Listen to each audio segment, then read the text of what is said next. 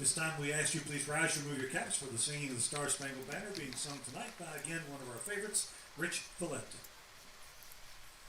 Oh, say, can you see by the dawn's early light what so proudly we hailed at the twilight's last gleaming, whose broad stripes and bright stars through the perilous fight o'er the ramparts we watched were so gallantly streaming, and the rocket's red glare, the bombs bursting in air, gave proof through the night that our flag was still there. Oh, say, does that star-spangled banner yet wave o'er the land of the free and the home of the brave? Thank you, Rich.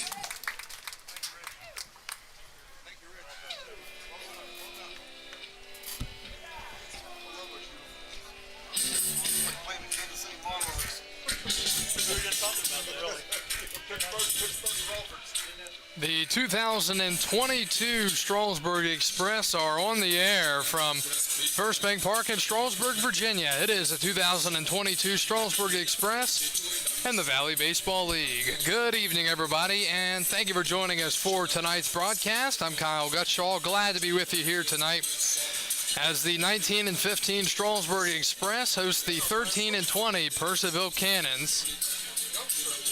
About a week to go in the regular season here in the Valley Baseball League, and there's still a lot to shake out here in 2022 before we get to the playoffs.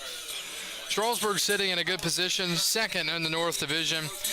They are one game behind the Woodstock River Bandits. Purcellville, on the other hand, they are holding on to the final playoff position as of right now by half a game over the Winchester Royals. Both teams in different directions, but Purcellville still has a chance to make the playoffs, and this is going to be a grueling week for many, including Strasburg, as they will have a lot of games to be played this week, and we'll talk to you about that later on. The fireballing righty out of Virginia Tech is on the mound tonight for the Express. It is Tyler Dean, the 6'3" righty from Virginia Tech. He's out of Roanoke, Virginia.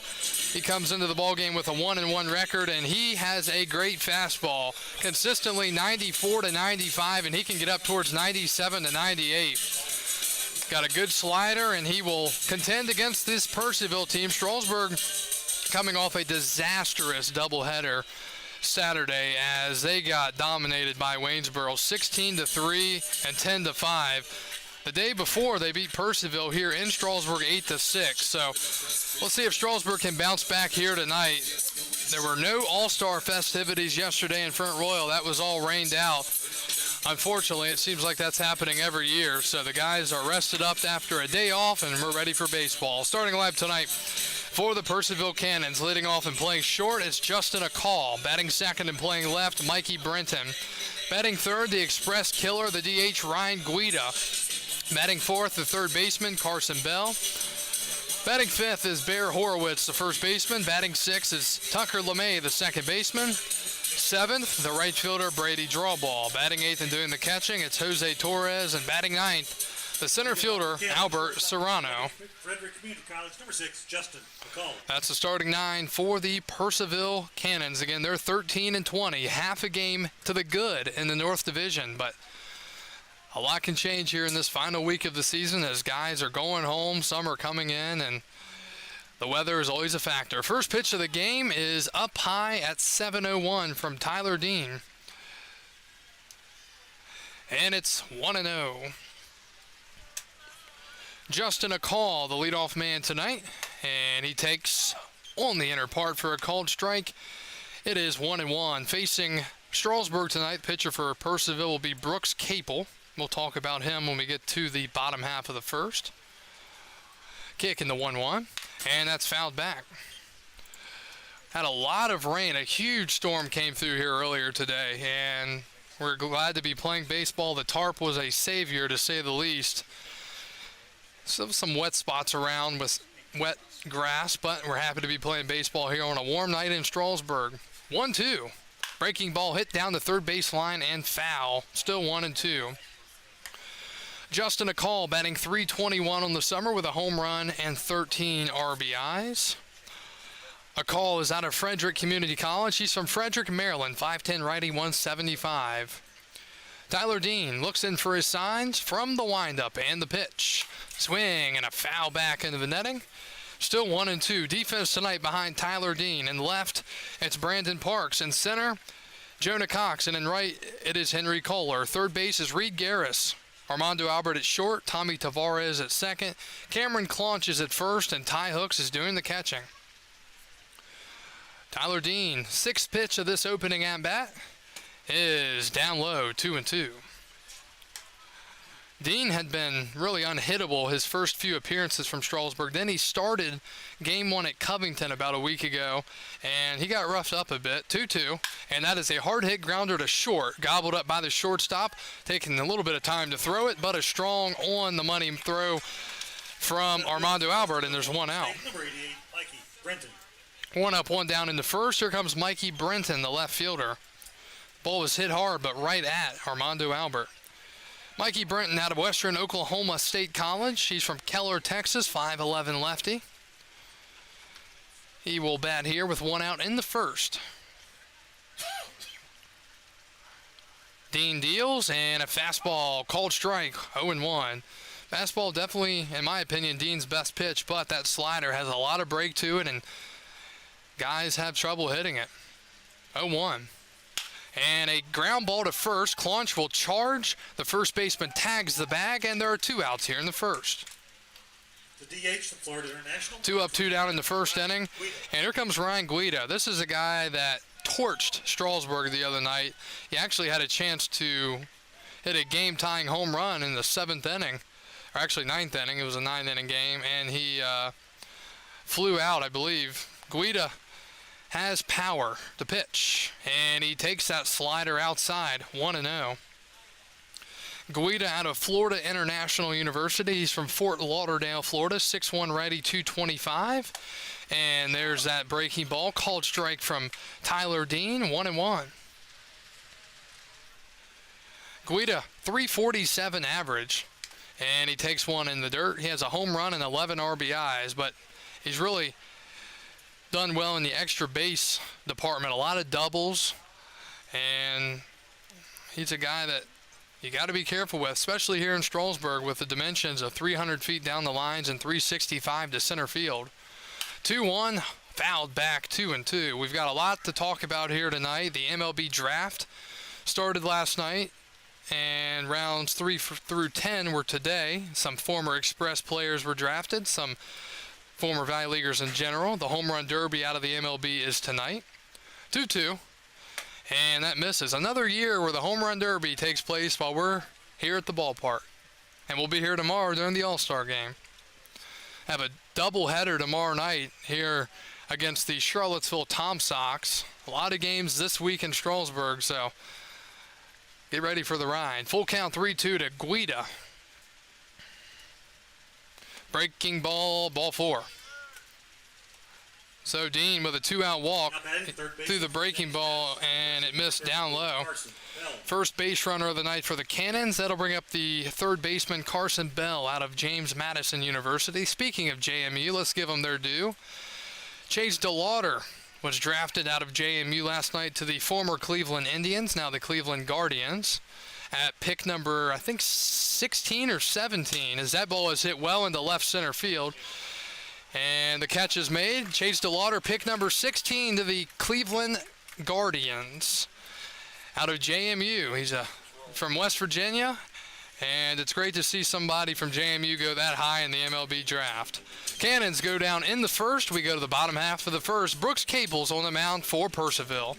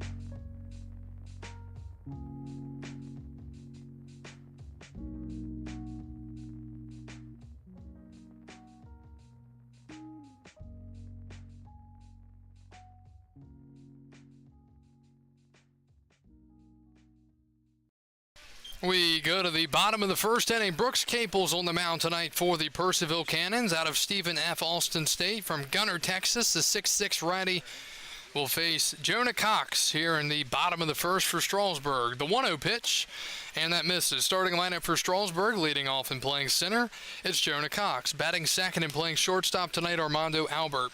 Batting third, the first baseman, Cameron Claunch. Batting fourth, the DH, Zane Denton. Batting fifth, the right fielder, Henry Kohler. 2-0 misses. Batting sixth is Ty Hooks, the catcher. Batting seventh and playing second base, Tommy Tavares. Batting eighth, the left fielder, Brandon Parks. Batting ninth tonight for the Express, it's the third baseman, Reed Garrus. 3-0, and that's a called strike to Jonah Cox.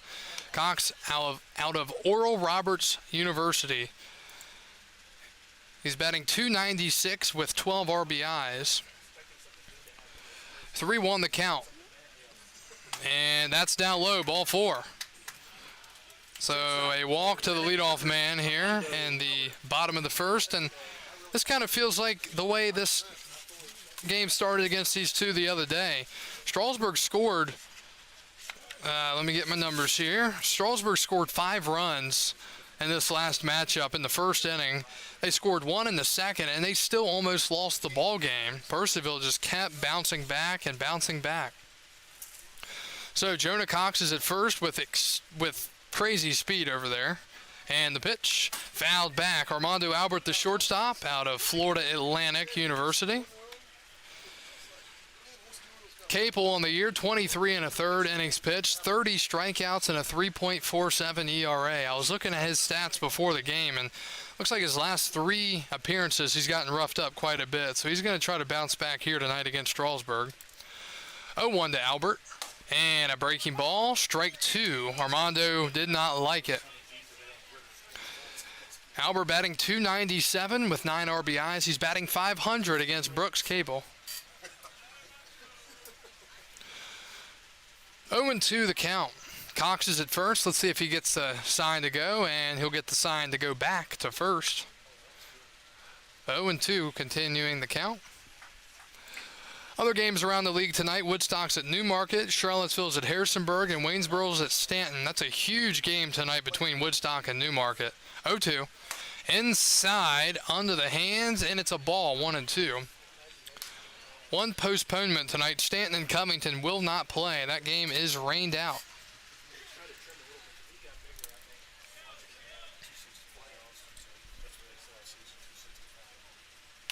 And that's fouled away.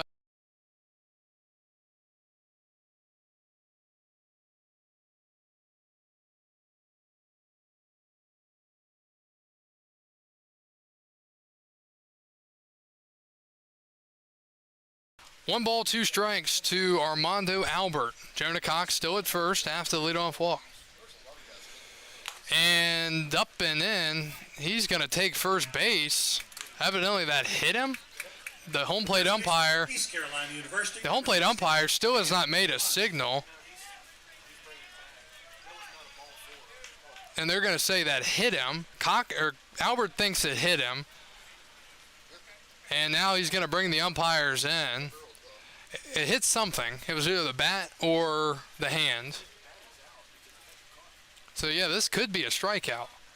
He took first base temporarily thinking it was ball 4.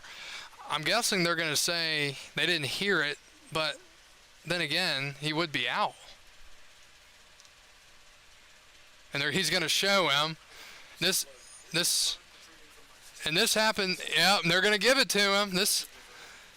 I hadn't seen this, and I've seen it a lot in the last couple of games where the player actually shows the umpire a spot on his hand to prove that he was hit. And apparently that was the case here again, and it worked for Albert.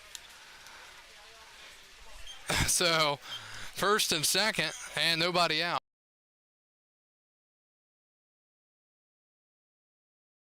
So, Albert is hit by a pitch. First and second and nobody out. And here's Cam Claunch, the first baseman. Corners are playing in. Capel's going to step off. I don't know what he's doing. He's reaching down, and I guess the first baseman, Horowitz, is expecting a bunt. He's playing in. Interesting. A lot of room on that right side for Claunch. The pitch. And he takes a strike. Cam evidently didn't like it, 0-1. So, good start for Strasburg here. A walk and a hit by a pitch. Claunch is batting .300 on the summer. 3 home runs, 11 RBIs. Facing Capel for the first time this summer. Pretty good lead at first for Albert, 0-1, and that's hit foul, 0-2. Defense tonight behind Capel. Brenton's in left, Serrano's in center, and draw balls in right. Bell's at third, Acal's at short, LeMay's at second, Horowitz is at first, and Torres is behind the dish. Quickly 0-2. Pedro. 0-2. And that is a ground ball to first. Not going to be a double play here. They're going to go back to first for it, and just beating him to the bag. Good hustle there by Brooks Capel. Horowitz made a good toss to first, covering the base. They will get an out, but the runners move up. DH from the University of Tennessee, number 19, Zane Denton. So Cox to third and Albert to second on the 3-1. And that was honestly a really good play because it was hit to the right softly of Horowitz, and he had to get to it and make sure that Capel was covering the bag in time. So 1 out in the first, and here's Zane Denton out of the University of Tennessee, trying to come up big here in the first. And the pitch misses, 1-0. Denton batting .222 with 2 home runs and 13 RBIs. He's a switch hitter batting from the left side. Zane is out of Brentwood, Tennessee. Base hit to right would be nice here to get Strasburg off to a good start. And he takes low, 2-0.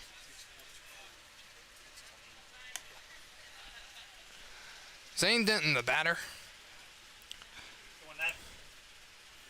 Thank you for joining us here tonight on YouTube and Facebook. Also Stretch Internet, 2-0. And that is hit hard down the first baseline, but foul, and it just went through the slip and slide down the right field line. I mean, the ball is just sitting there. Someone's finally going to go get it. It hit that puddle and braked. Immediately braked. Like the red light. So, 2-1. But Denton was on that pitch, though. And inside, 3-1. On deck is Henry Kohler, the right fielder. Strasburg trying to get out on the right foot tonight after it was unbelievably frustrating on Saturday night against Waynesboro. Denton probably sitting heat here. And he pops it up in the infield. Second baseman LeMay is there, makes the catch, and there are 2 outs. 3-1 count, and he popped out. Number 5, Henry Kohler. So we'll see if Henry Kohler can pick up his teammates here. Kohler, the right fielder out of Davidson. Of all the years I've seen the Express, this year is definitely the year of leaving guys on base with less than 2 outs. But still an out here to work with. The lefty Kohler awaits, and he takes a strike. That was the 20th pitch of the first inning for Brooks Capel. 10 strikes, 10 balls. Kohler batting .291 with 12 RBIs. He is 0 against Capel. 0-1. And a ground ball to second. LeMay bobbles it, and a run will score. An error on the second baseman will bring in a run. It's Jonah Cox, and Strasburg leads 1-0. A gift for Strasburg, to say the least. But they will take it. And the catcher from Winthrop, number 11, Ty Hooks. So 1-0 Strasburg here in the first inning after the error by the second baseman LeMay. He fielded it and just couldn't make the play. So 1-0 Strasburg. Here's Ty Hooks, the catcher.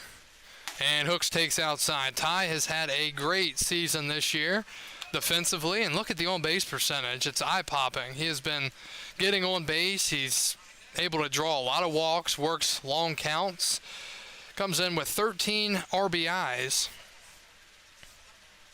Crouch stance pitch, and low, 2-0.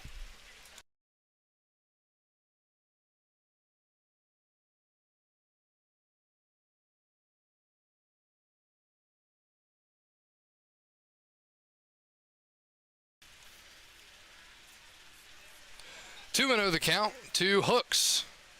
Runner goes, the pitch outside, throw to second, and he's out.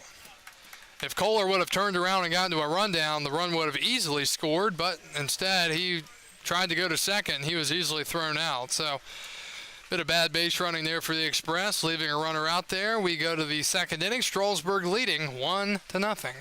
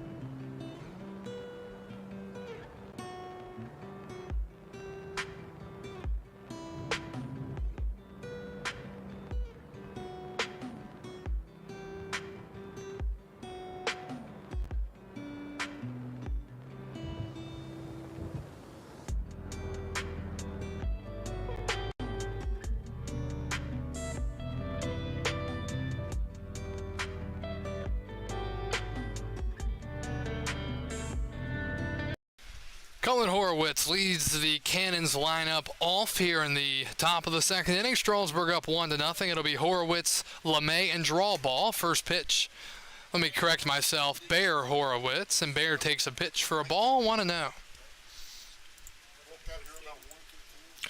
Horowitz is batting .202, and that's fouled away. Very interesting stats for Horowitz. So he's 20 for 99, .202 average, 5 home runs, and 18 RBIs. So he's a fourth of his hits are long balls.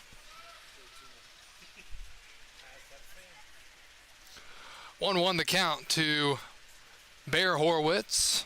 And he hits one hard to short. Picking it up is Albert. Long throw to first in the dirt. And nice pick by Claunch at first, saving a possible error. 1 out here in the second. Now batting the second baseman from Western Oklahoma State College, number 11, Tucker LeMay.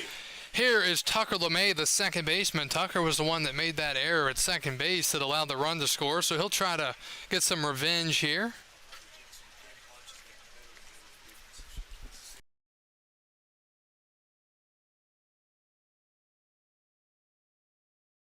Tucker LeMay will step in here against Tyler Dean. Dean deals, and it's a nubber up the middle. One hopper for Albert. He's got to hurry. Throw to first in time, and there are 2 outs. Back-to-back 6-3 putouts for Armando Albert to Cam Clunch. And here comes Brady Drawball, the right fielder. Now batting the right fielder from Mount St. Mary's, number 27, Brady Drawball. Brady Drawball from Mount St. Mary's University out of Lovettsville, Virginia. 6'1", righty, 195. Again, we're going to update you on the guys that were drafted today out of the Valley League, especially from the Express. And the pitch. And that's fouled away. We'll try to get to spread one out every few innings here.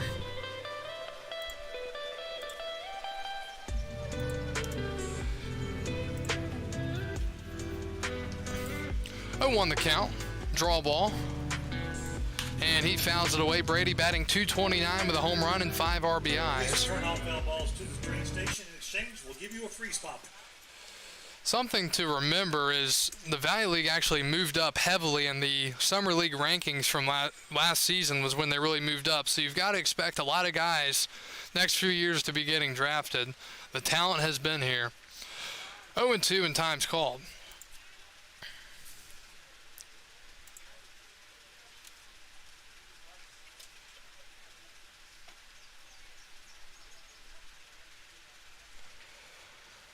And Tyler Dean rings him up. How about that? 1-2-3.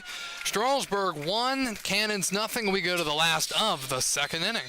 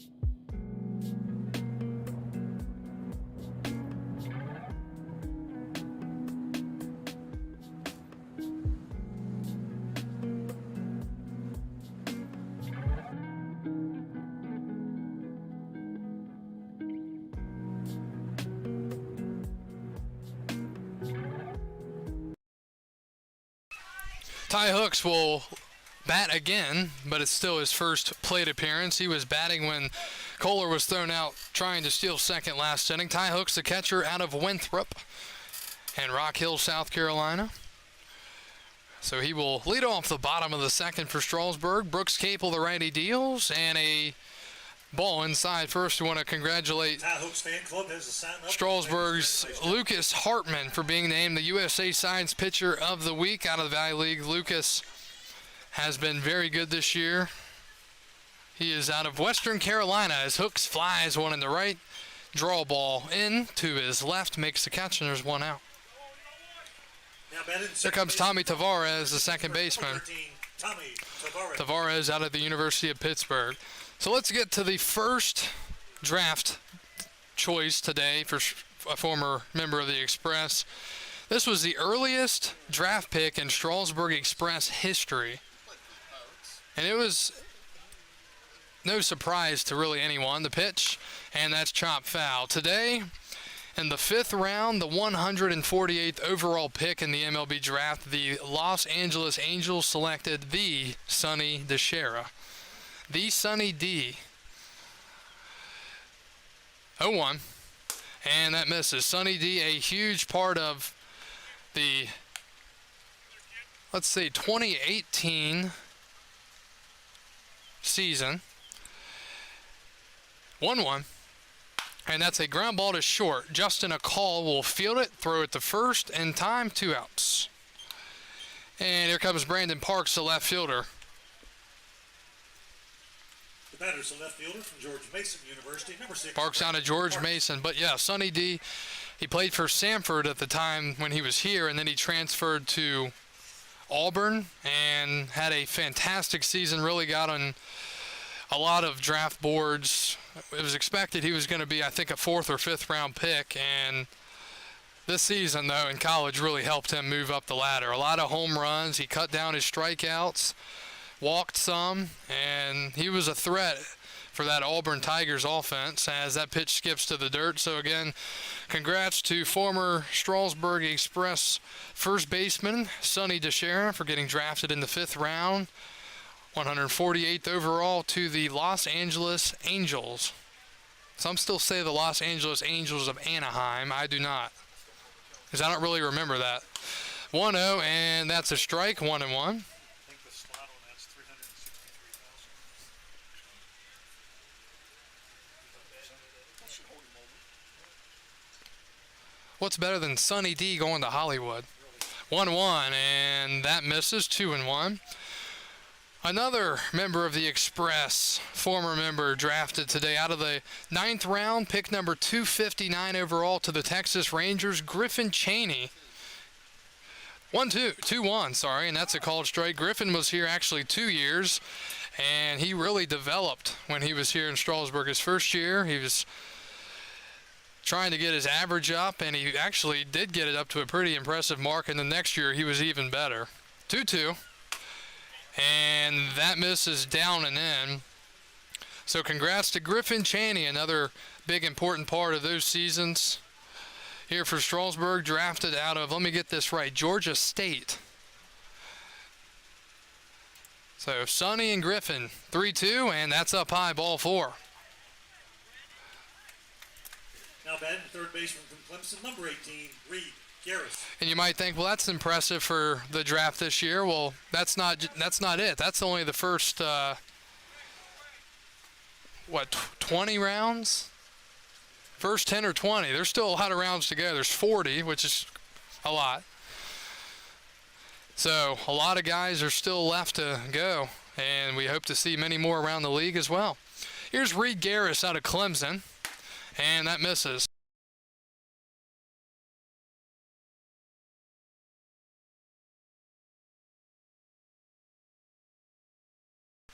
1-0 the count to Reed Garrus. And the ball's thrown away, and did it go into the dugout? Yep, it did. So that'll be an E1 on the first on the pitcher, Capel, as Brandon Parks drew the walk, and then he got the first. And on a pickoff throw, they tried to get him there, so it'll move him up to second base with still 2 outs here in the second.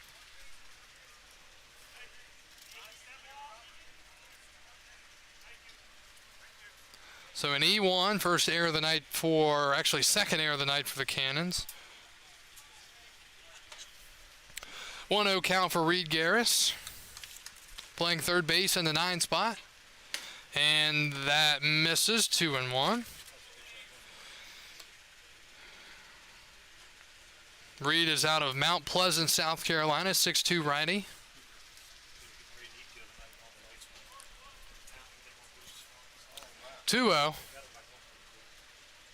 Long looking by Capel.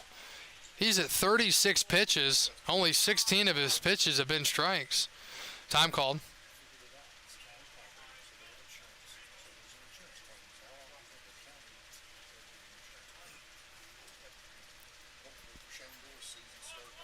And big jump off the bag for Parks. The pitch. Garrus takes, same spot, same result, ball 3. Umpire showing consistency behind the dish, which we always love to see. 3-0 to Reed Garrus. On deck, the leadoff man, Jonah Cox. He walked and scored in the first. It seems like such a common theme. When he gets on in the first inning, he typically scores. 3-0 the count. And Garrus takes a strike. I guess it was a little lower and a better spot than the previous two. You know, that consistency thing I was talking about. 3-1. Garrus 3 RBIs on the year. Swing and a miss, 3-2. 1-8.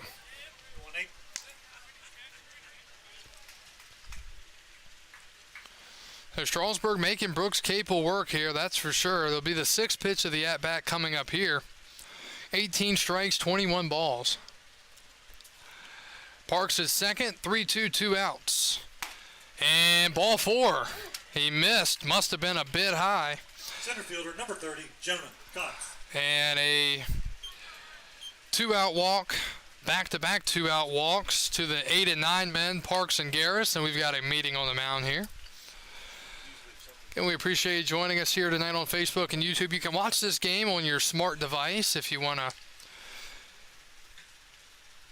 tune in on, let's say, YouTube, on your YouTube app, on a smart TV or laptop. You can pull that up.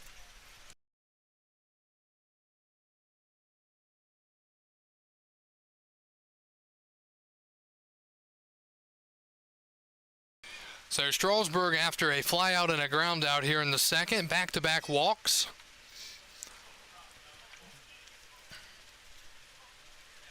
I think we're still, even though we only have like 8 to 10 games left, we're still waiting on that big hit this year where a ball goes into the gap and it clears the bases or something, where you can really set the tempo for a ball game and perform.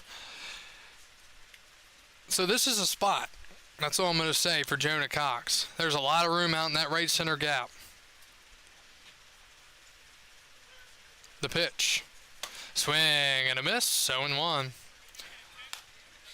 Again, the MLB Home Run Derby tonight. Pete Alonso, the overwhelming favorite. Kyle Schwarber behind him at second. And then Juan Soto, the current Nats phenom. Not sure how much longer that'll last. Then there's Albert Pujols. 0-1. And breaking balls in the dirt. The odds are actually insulting Albert. It's like 1,200 to 1.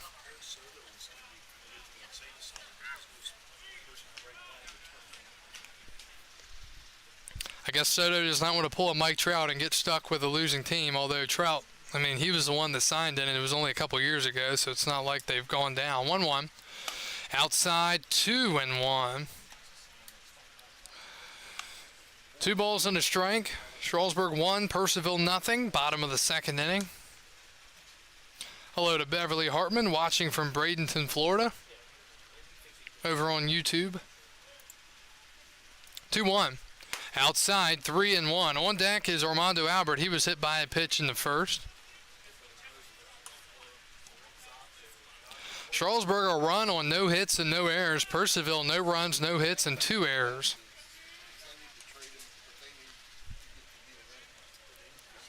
3-1. And a swing and a miss. Counts full. Runners will be on the move on the pitch.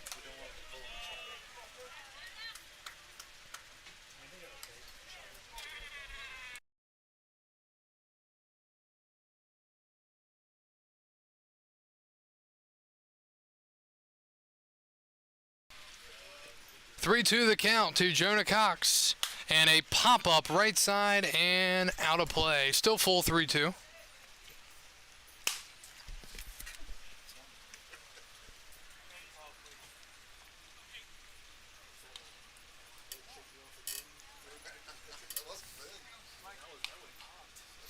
Full count, 3-2, 2 outs.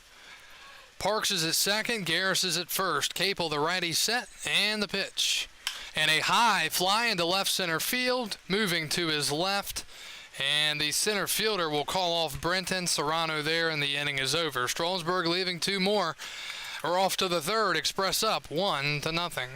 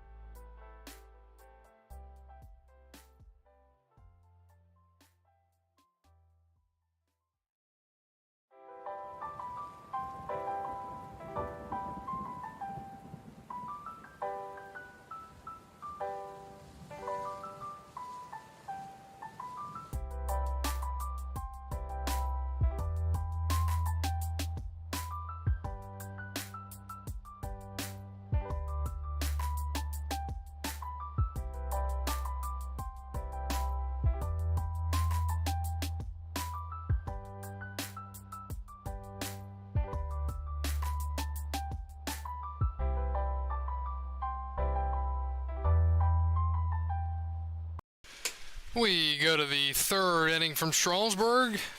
Tyler Dean will face 8, 9, and 1. Jose Torres, Albert Serrano, and Justin Akal. The count's 1-0 to Torres, the catcher. He takes a slider outside, 2-0.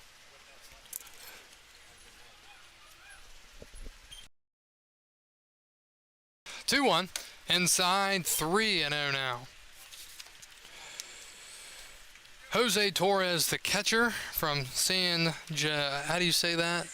San Jacinto.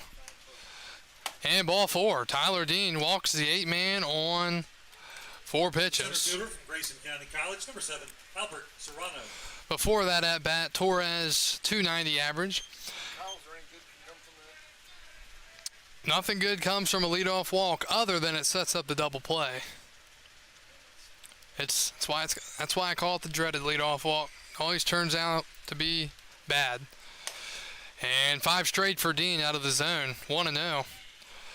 So let's see if Tyler got some ground balls. He's had actually 4 ground balls so far through the first 2 innings. Looking for one here. And he just can't find the zone. That's 6 in a row out of the zone, 2-0. Serrano is 1 for 8 with a .125 average, no home runs, no RBIs. 2-0. 3-0. Can't throw a strike right now. Dean will take a walk off the back of the mound. He will get to the back and knock some of the dirt out of his cleats, engage the right foot on the rubber. Looking for signs and comes set. 3-0 the count. You know Serrano's taken all the way here. And he takes a strike, 3-1.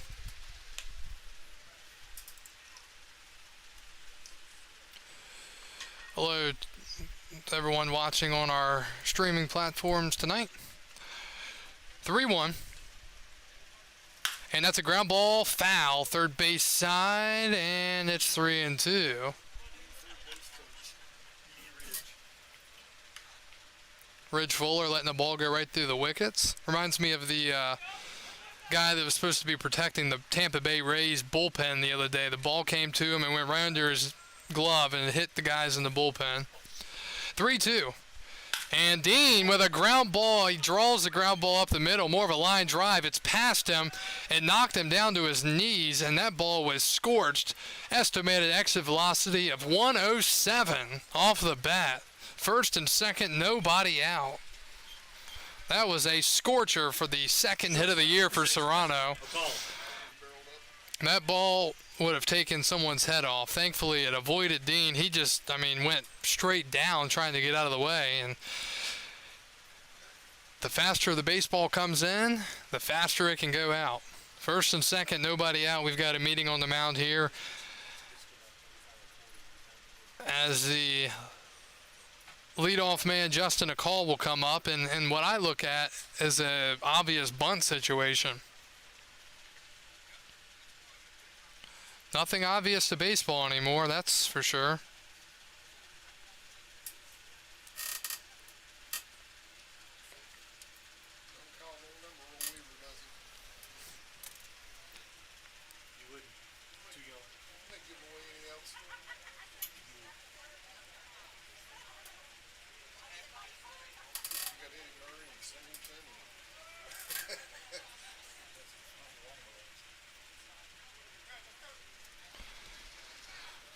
So first and second, nobody out for Justin Akal. Let's see if he does lay it down. I think you have to here.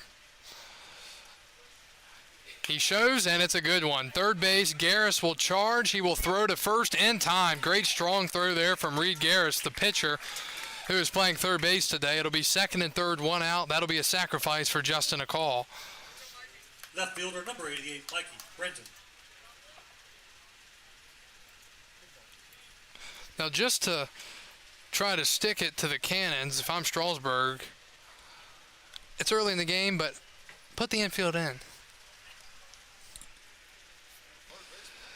Corners are playing in here. Mikey Brenton, the left fielder, coming up. He grounded out to first his first time up and skipping into the dirt. And that's one way to give him a free run, but Ty Hook's back there able to block it up. 1-0. 35 pitches for Tyler Dean now. See how much more he has. He's usually a reliever, so we'll see. 1-0.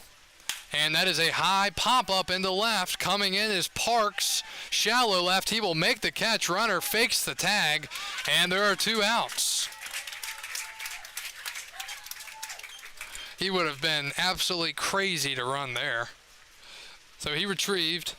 And here comes Ryan Guido. Number 29, Ryan Guido. Here's another decision. I'd put him on. Don't even give him a pitch. Walk him, load up the bases, and face Carson Bell. I mean, this guy, he's a good hitter. So let's see. Base is open. They're going to pitch to him. And curveball tad up high, 1-0. That's not where you want to miss with that pitch, typically. 1-0 to Guido. There's the same pitch, a little bit lower this time. It's a called strike, 1-1. Cannons out hitting Strasburg 1-0, but trailing on the scoreboard 1-0.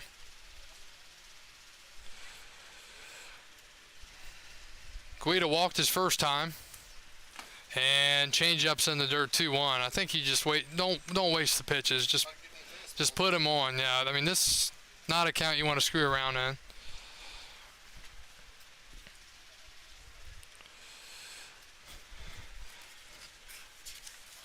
Guido had 3 RBIs the other night here. A couple of runs scored, 2 singles, a home run.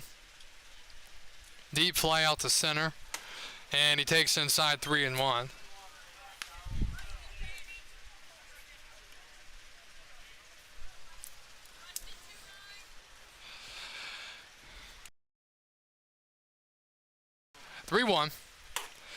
And he paints the outside part, 3-2. Very nice pitch there from Tyler Dean, able to find the corner, and the count is full, 3-2.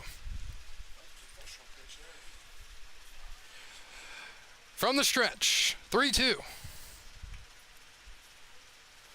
And it missed, ball 4.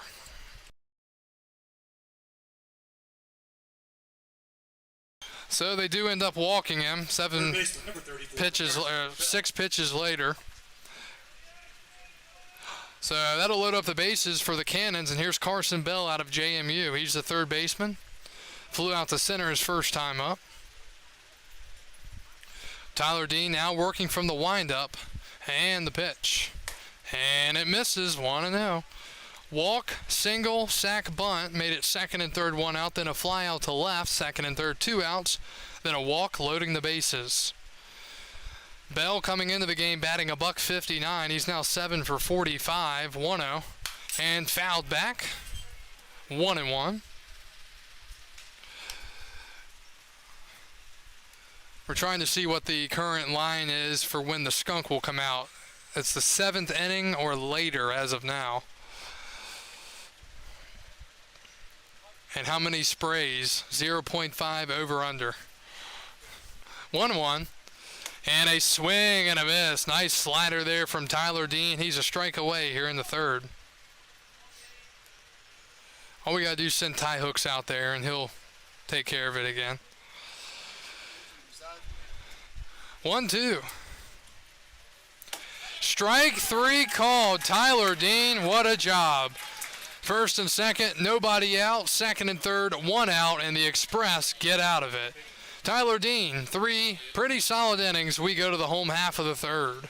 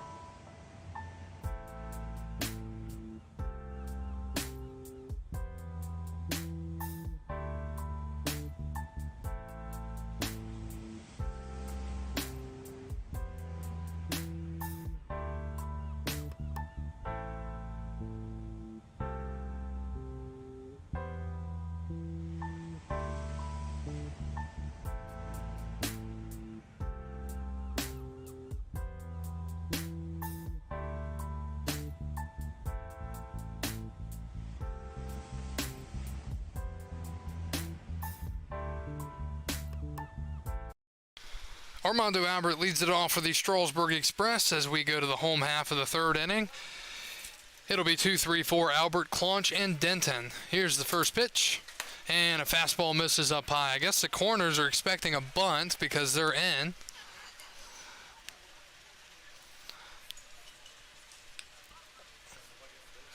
One 0 the count to Albert, and 2-0. Capel having trouble finding the zone here tonight. That's now 22 strikes to 27 balls. No different than what we saw on Saturday, though. That was just we saw a lot of pitches, that's for sure. A lot of different things. 2-0. And low, 3-0.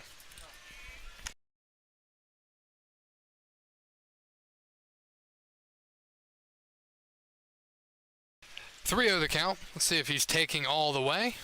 And he is. Called strike, 3-1.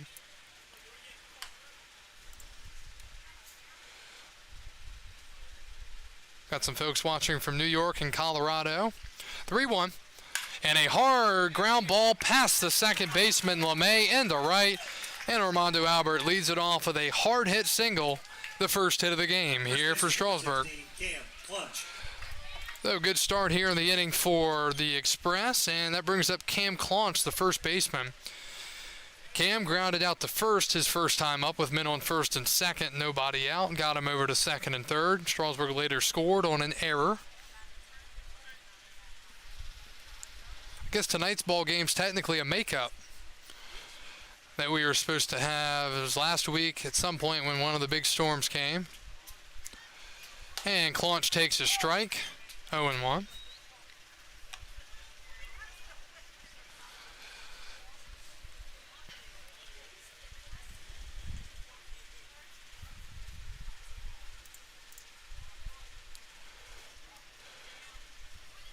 And Cam hits one in the right center field towards the gap, and that's a well-placed hit all the way to the wall, rounding first on his way to second, into second base with a double, and there's a big hit that we've been looking for. Cam Claunch.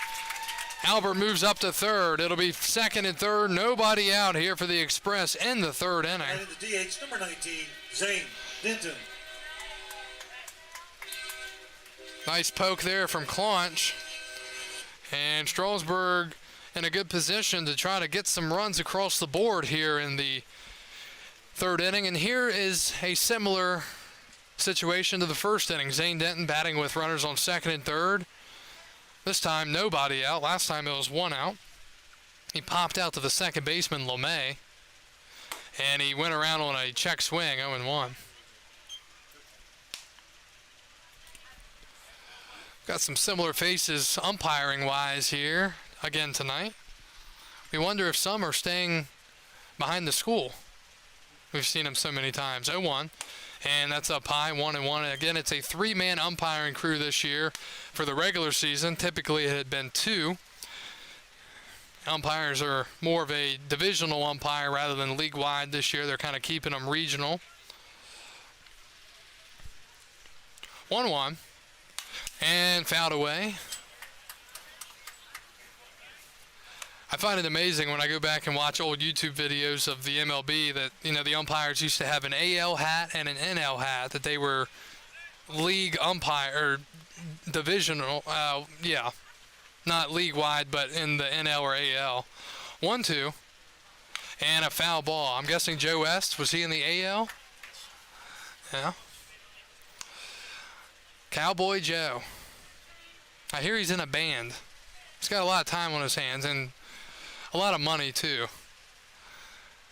I've seen some salary scales for the umpires. If you're in there for 30, 40, 50 years, you're doing pretty well, making more than the president in some cases. 1-2. Swing and a miss, and a strikeout for Denton, one out. Fielder number 5, Henry Kohler.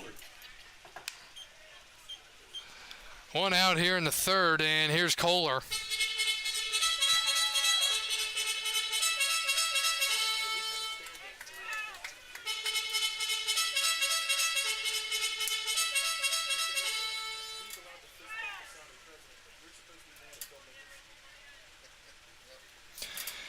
Here's Kohler. He hit it to second base last time. Looked like it was going to be an inning ground out, but it was an error at second base as Torres blocks it.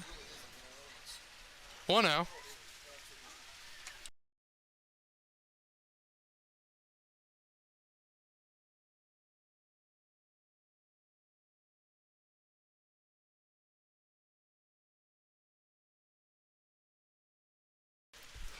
The count to Kohler.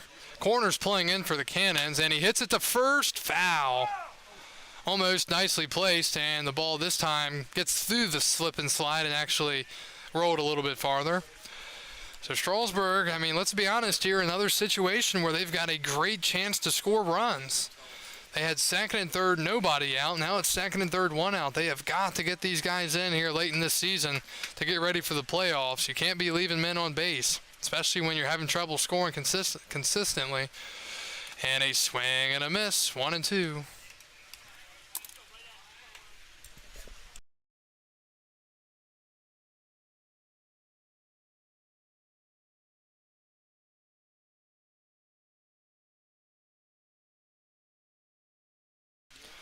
One ball, two strikes, the count to Kohler. Single, double, and a strikeout here against Capel. Strike, 3, called, 2 outs.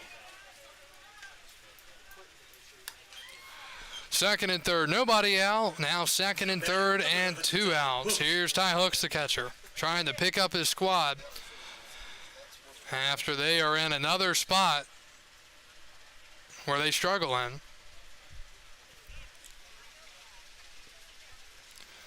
Hooks trying to come up big. A blooper over the first baseman's head would be nice.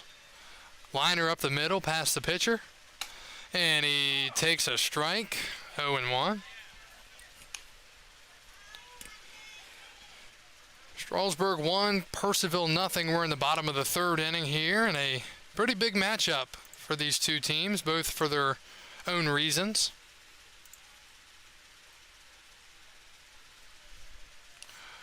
0-1. That's in the dirt. Top second, Woodstock and Newmarket scoreless. Top second, Harrisonburg 1, Charlottesville nothing. And top second, Waynesboro 3, Stanton nothing. Waynesboro, they are very good. Saw them on Saturday for the first time. They are going to be tough to beat, especially offensively. And their pitching, I mean, it's just as good. 1-1 to Hooks. And a liner caught at short, and the Express find a way again. Second and third, nobody out, and can't score a run. We're through 3. We go to the 4th. Strasburg leading it 1-0.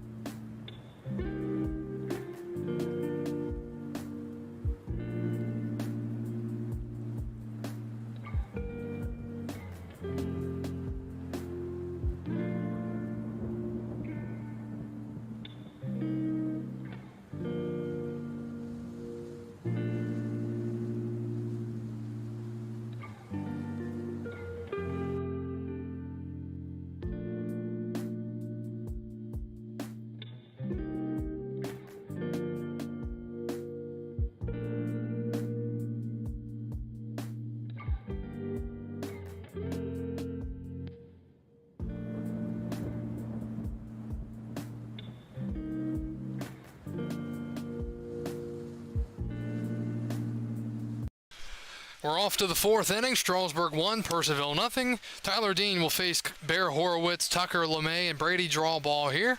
And the first pitch is a check swing. Did he go? No, according to the base umpire. 1-0.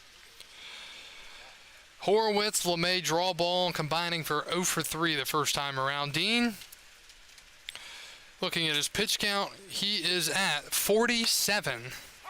Called strike, 1-1. Home run derby just moments away from getting started.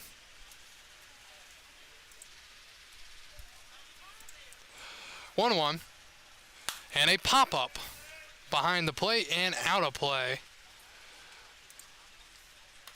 Sounds like it hit the rocks back there to the left of the press box.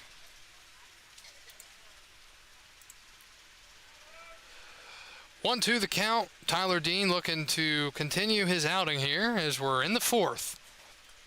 Breaking ball didn't snap down enough. Stayed up 2-2.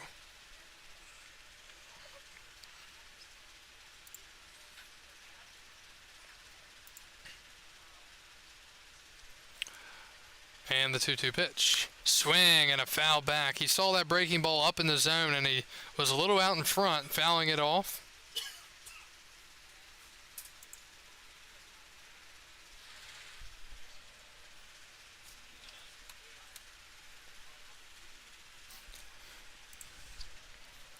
Two.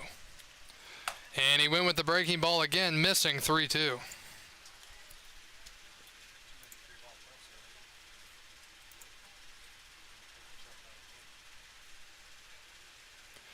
Count is full, 3-2. Horowitz awaits. And a swing and a miss. Dean up the ladder with a fastball. Horowitz couldn't get to it, and there's one out in the fourth. Second baseman, number 11, Tucker LeMay. Here comes Tucker LeMay, the second baseman. He grounded out to short his first time up.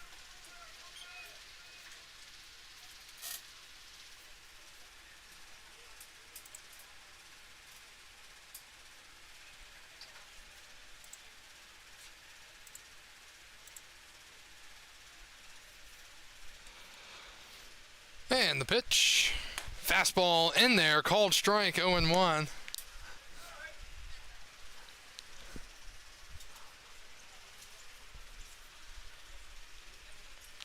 0-1. Breaking ball didn't get the zone. 1-1.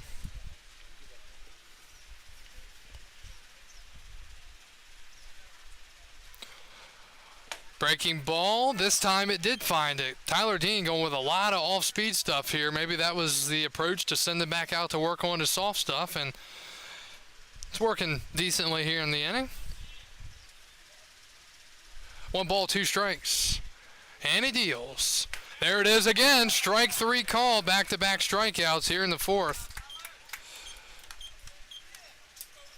Right fielder, number 27, Brady, draw ball. So 2 outs here in the fourth.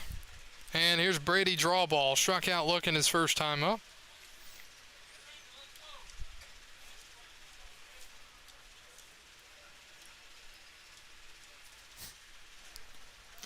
And he hits one high in the air to center field. Jonah Cox continues to navigate back towards the wall, and how about that? A 2-handed snag. And more importantly, Jonah makes the catch to seal the 1-2-3 inning for Tyler Dean. We're through 3.5. We go to the bottom of the fourth. Strasburg coming up, leading 1-0.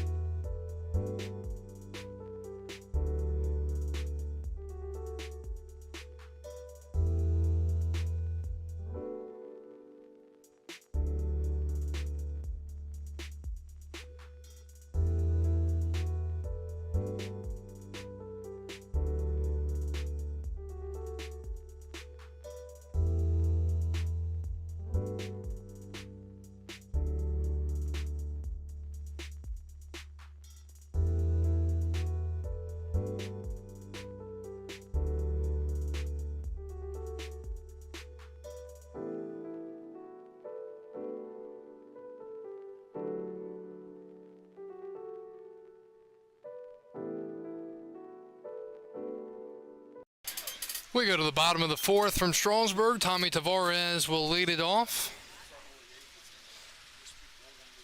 Tavares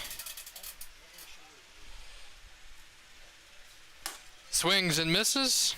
It's 0-1.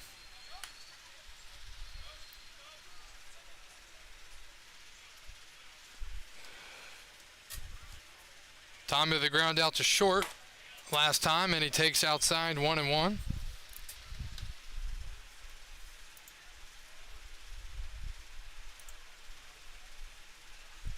And the 1-1 pitch.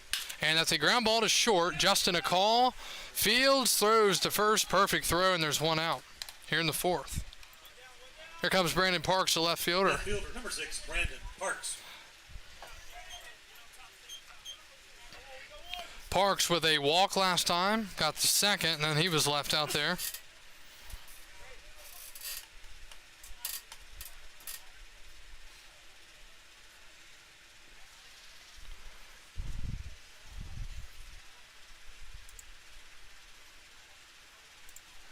And the pitch, Parks chops ones off the plate. Capel with a leaping play to make the catch. He will toss it to first just in time, and there's 2 outs. I'm told I got my nights backwards. Marty and Sharon White are supplying the food tonight, and Presley is tomorrow night. So, a round of applause for Mr. and Mrs. White. Thank you all. Sorry about the mix-up. So back-to-back quick outs here in the fourth. Third baseman, number 18, Reed Garrus.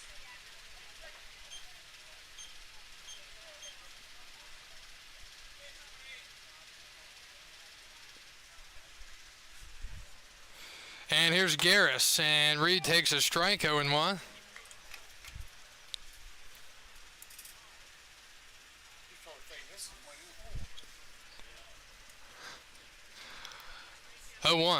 And he takes outside. Reed walked his first time up, which was in the second inning.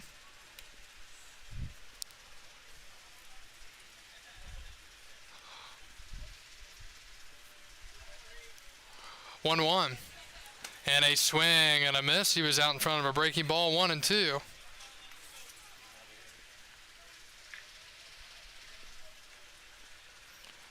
One, two outs, bottom four. Strasburg up 1-0. Capel trying to get through another quick inning here. Actually, wouldn't be another, but strike 3 called. Garrus down looking, and that's out number 3. Express go down 1-2-3. They leave no one this time. We go to the 5th. Express leading at 1-0.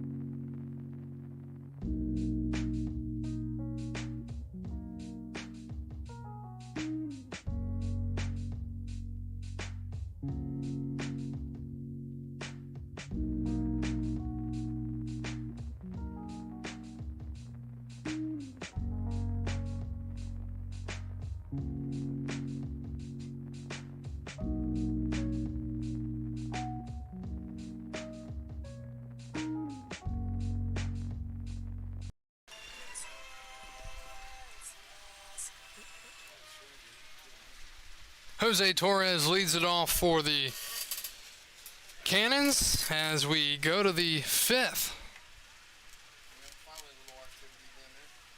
Tyler Dean deals, and it's fouled back.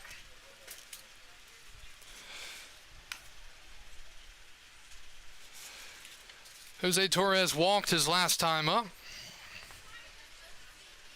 The 0-1. And he misses outside. Dean's pitch count getting up there a little bit, especially from what we've seen it at this year. 59 pitches. Now that was number 60. And here's number 61. And a swing and a miss, 1-2. Torres on the year, still 290 average after his walk in the third. So he's behind in the count, and here it comes. Swing and a foul ball. He was well late on that.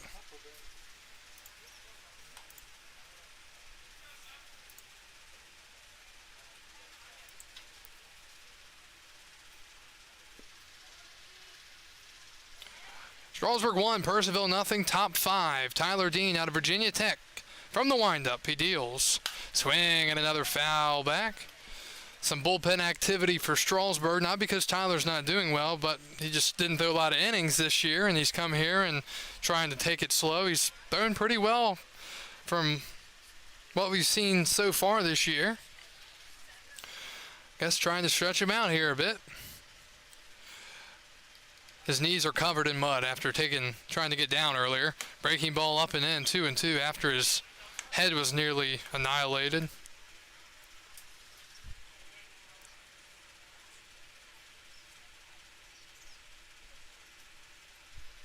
And that ball crushed to left, and this ball game is tied.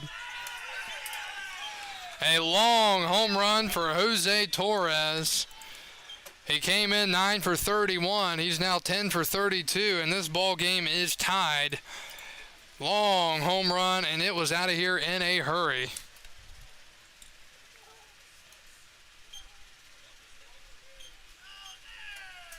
So Torres ties the game up, and that's going to be it for Tyler Dean.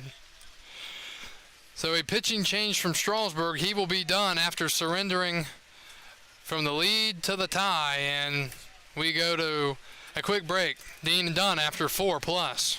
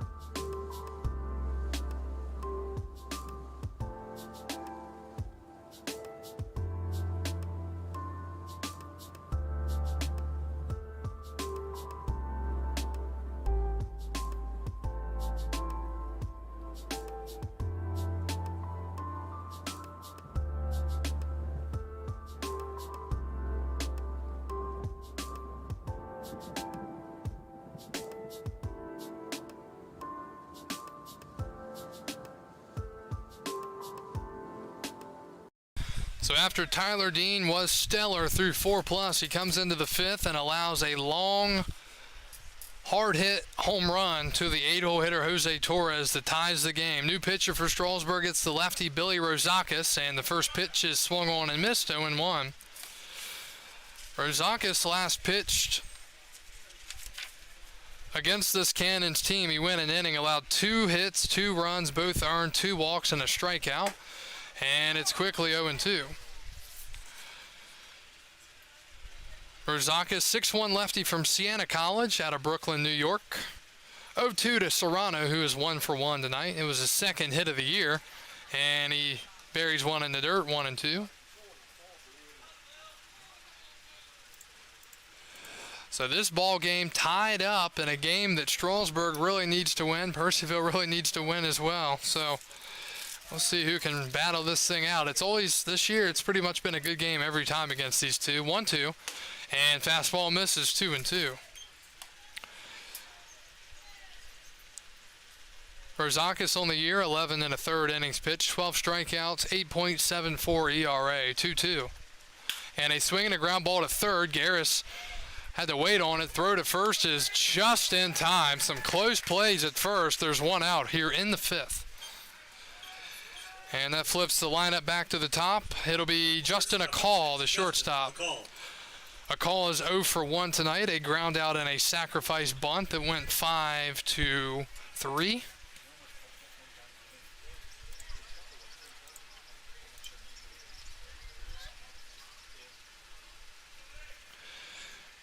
So Akal will bat. He's the righty against the lefty Rosakis. And he takes a fastball up high, 1-0.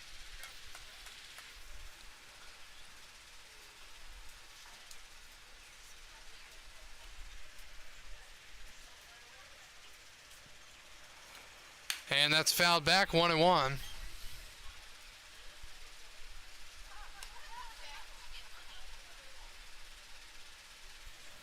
It's pretty crazy. I think it just said Juan Soto has 118 career home runs already, and he's what, 21?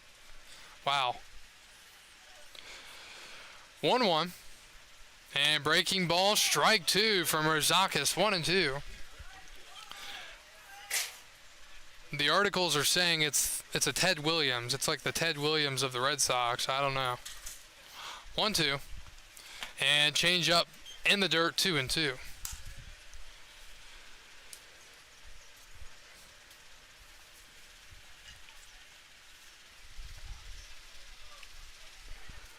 The count to a call and a pop-up out of play, still 2-2.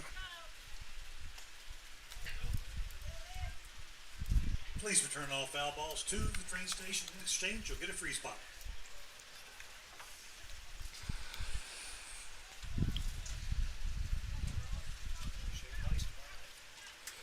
Two. And a chopper to short. Albert waits back. He will quickly throw this time, and in plenty of time makes the out. And there are 2 outs here in the fifth. Here comes Mikey Brenton, the left fielder. Pete Alonso of the Mets looking to repeat out of the home run derby tonight. He's going for the 3rd straight year trying to win it.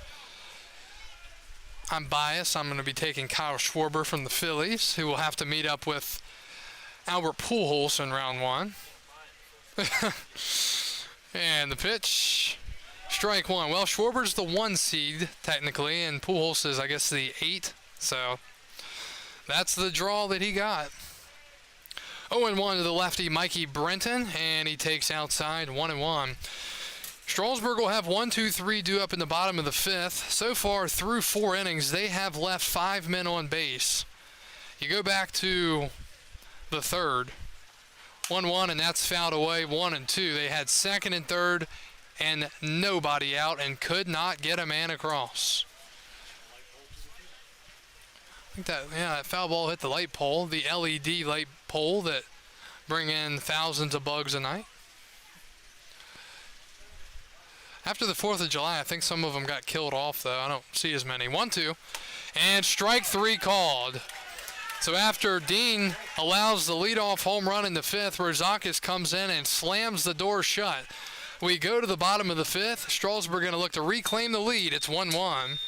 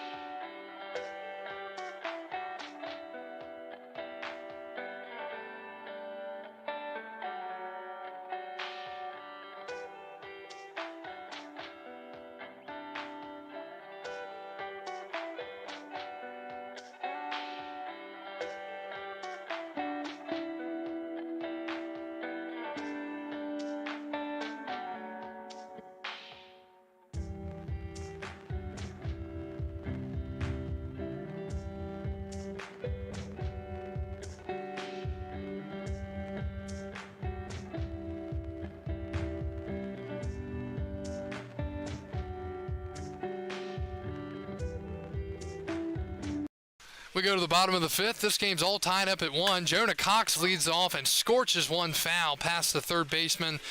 It's 0-1. Corners, first base, and third are playing in, expecting a possible bunt from Jonah Cox, who will lay him down from time to time. As we start round 1 of the MLB Home Run Derby, it'll be Julio Rodriguez of the Mariners against Seager, and he lays it down third base line. Coming in is Bell. He's got no play, and there it is. Leadoff bunt for Jonah Cox here in the fifth. Even when they know it's coming, they still can't stop him. So it'll be Julio Rodriguez of the Mariners against Corey Seager of the Rangers. Shortstop, number 3, Armando Albert. It's weird saying Corey Seager of the Rangers, not the Dodgers.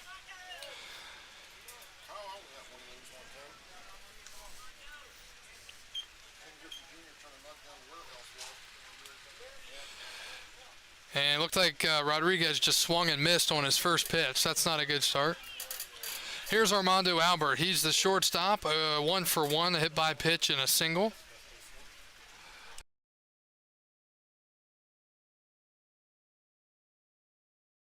The pitch. Albert takes down and in. 1 ball and no strikes.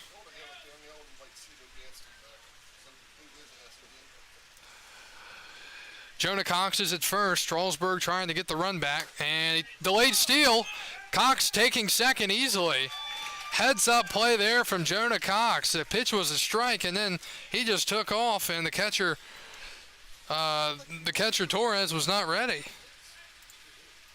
So stealing second easily was Jonah Cox.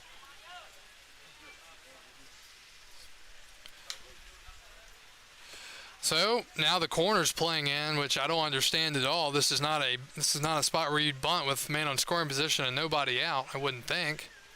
1-1, and he takes in the dirt. 2-1.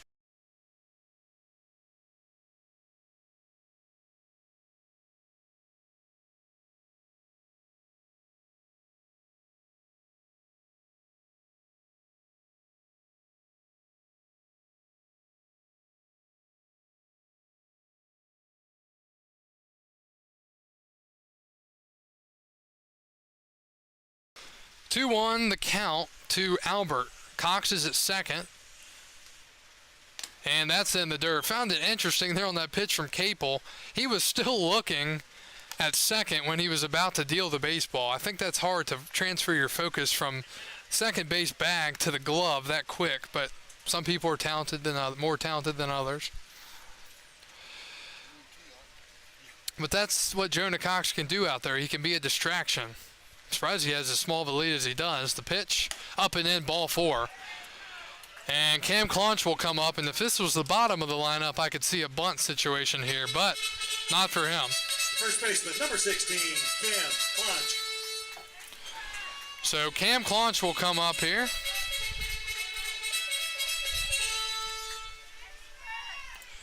And Cam did his job last time up. He doubled into the gap, made it second and third, nobody out. And the guys behind him just couldn't get it done. So let's see if he can pick it up here and try to repeat. Double in the third. He's 1 for 2. 1-1, bottom 5 here out of the North Division on the 18th of July in 2022. Game update, Woodstock leading Newmarket 2-0 in the fourth. I hear pitching is a problem in Newmarket. A lack thereof. Guys still on the roster. Bottom 3, Charlottesville leading Harrisonburg 2-1. Bottom 3, Waynesboro still leading Stanton 3-0. Count is 0-1 to Cam Clunch, the first baseman out of East Carolina. He's from Mooresville, North Carolina. Capel open from the windup and the pitch. And a strike. Ooh, that dropped right in there, 0-2.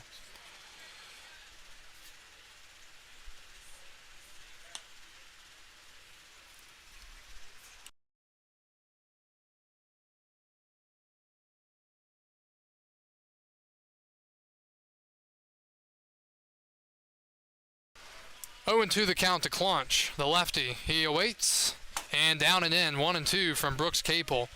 Got to think bullpen action's coming soon here for Purcellville. Pitch count's getting up there for Capel. Strike to ball ratio is much better than it was. He is at 84 pitches through 4+, so getting towards the end of the string here. Claunch would love a pitch up in the zone. Outfield's playing deep and right. And he gets one in the dirt and swings at it. He's frustrated, and that's out number 1.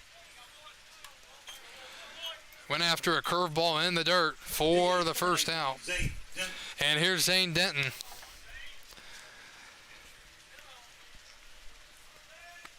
Denton 0 for 2 tonight, a pop out to second and a strikeout swinging. He's been up in 2 spots with men in scoring position.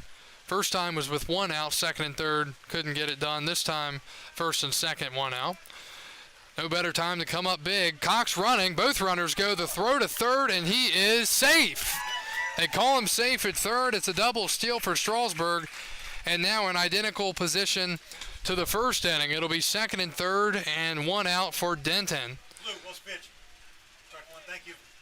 So a stolen base for Jonah Cox and Armando Albert. Good throw from the catcher Torres, but it wasn't in time. And Fuller, the head coach, out to talk to the umpire, and now the umpire's walking to him, or now hustling to him.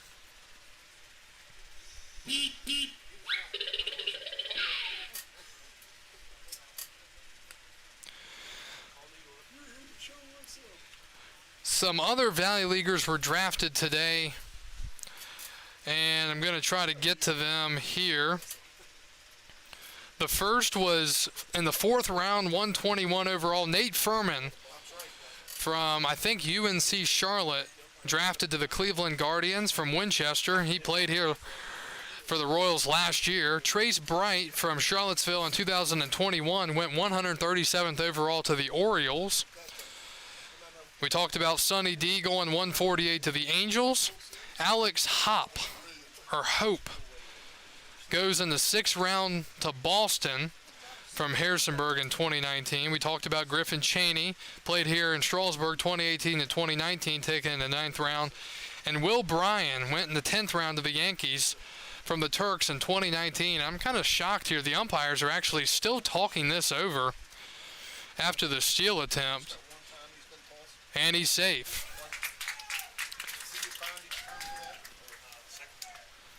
So, it stands. And what an opening round for Julio Rodriguez. 32 in round 1 against Corey Seager. That's a heck of a round for the Mariners rookie. All right, back to baseball. 0-1 to Zane Denton. And he takes low, 1-1. Zane trying to get off the schneid here.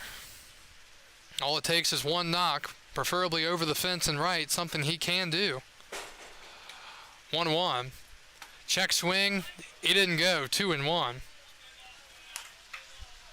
1-1 the score. Purcellville and Strasburg, bottom 5 from First Bank Park here on this Monday evening in the last week of the regular season in 2022. Hard to believe it's already the end of the season. Purcellville fighting for the playoffs. Strasburg fighting for the 1 seed. And Denton swing and a miss. 2-2. Strasburg coming into this inning have left 5 on base. 1 in the first, 2 in the second, 2 in the third. None last inning because they went down 1-2-3. 2-2 to Denton. Corners in. And it's outside. Counts full 3-2. Zane transferring from Alabama to Tennessee. Tennessee was really the #1 program almost all season long in college baseball at Division I level. So he's on his way to that. 3-2. Ball 4. He walked him. So Zane Denton with a quality at-bat draws the walk. The bases are loaded. Still only 1 out. It does set up the double play. Kohler. First time being on base tonight for Zane Denton.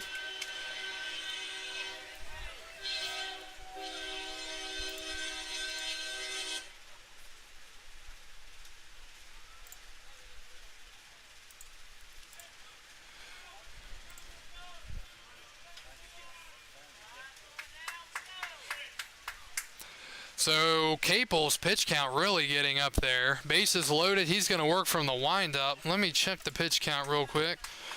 He is at 100 pitches. Actually 101 pitches now. Kind of shocking to see him go through that many, but we'll see if he can finish off strong here. Needs a double play. 1-0. Swing and a line drive foul. 1-1. Henry Kohler out of Davidson. He's 0 for 2 tonight. Reached on an error in the first. Does have an RBI. Yeah, I don't know if I even see any bullpen action for the Cannons, as that's up high 2-1. Strasburg a run, 2 hits and no errors. Purcellville a run, 2 hits and 2 errors. Strasburg with a great chance here. Bases loaded, 1 out. Capel really fidgeting with the baseball as he gets it. 2-1. And a foul back into the net. It's 2-2. On deck's Ty Hooks, the catcher. He tried to bail his squad out in the third inning. He had a hard liner, but it was caught at short. 2-2 to Kohler, the lefty. He's choked up on the bat, and Capel deals. Missing, full count, 3-2. You really want to start something here? You send the runners with only 1 out. It also starts a double play sometimes. 3-2 to Kohler. Swing and a miss. Catcher number 11, Ty Hooks. And there are 2 outs, and that looks like that may be it. And yeah, that's it. So Strasburg on the verge of leaving 3 more on base. They will force a pitching change, though. Capel is done. So with 2 outs in the 5th, the Cannons are going to the pen, and we will be back after this.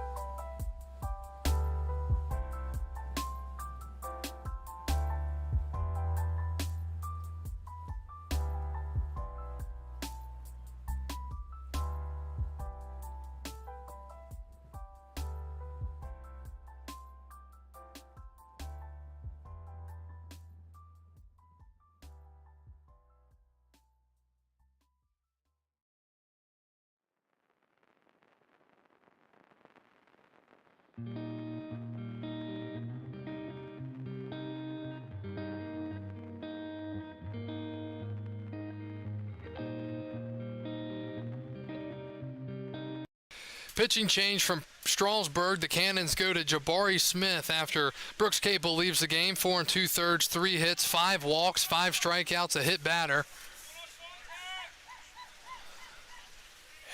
And Ty Hooks will bat here. Bases full of Express, 2 outs. Hooks is 0 for 2 tonight. Hit a hard liner to short last time. And he hits one into left. And it's down for a base hit. Ty Hooks comes up with an RBI base hit. Mr. Reliable bloops it into left, and it's 2-1 Strasburg. Strasburg going station to station. 13, Tommy Tavares. But it gets them the lead back. Coming in to score was Cox. And Hooks not wasting any time. So here's Tommy Tavares. He's 0 for 2 with 2 ground outs to short. And he takes down low. So Brooks Capel, that run will be charged to him. For Hooks, that's his 17th hit of the year and 14th RBI. And for Smith, the pitcher, this is his first appearance according to what I'm seeing here. So the lefty making his debut here tonight. Breaking ball, 2-0. Smith is out of Paul D. Camp from Herndon, Virginia. 6'3", lefty, 205. And he's behind in the count 2-0 to Tommy Tavares. Tommy on the year is now 7 for 41 with 4 RBIs. Let's see if he swings away here. 2-0. And he does. Foul ball, 2-1. Let's go 1-3.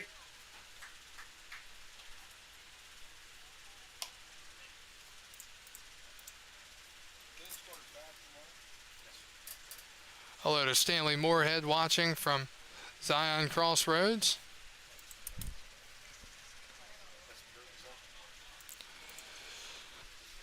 Strasburg 2, Purcellville 1. The Express battling back to answer the Cannons' 1 run in the top half.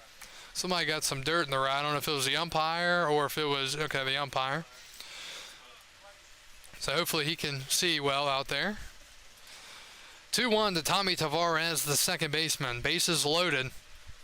And he takes low, 3-1. And I think if you're Tavares, you make him throw a strike here. Because if you get in the 3-2 count, the runners are then on the move, and a ball in the gap would score 2 or 3. I'm taking here. Make him prove it. 3-1. Ball full. Oh, he called a late strike. 3-2. He called a late strike, and the count is full. Oh, my. So he did take, but it looked like it was going to be a bases-loaded walk. Now the runners will be moving. 3-2, 2 outs. Jabari Smith ready, and he deals. And a swing and a ground ball. This could be a tough play to short. Third baseman charges, throws to first in time. And Strasburg scores a run and leaves 3 more. We're through 5, off to the 6th. Strasburg leading 2-1.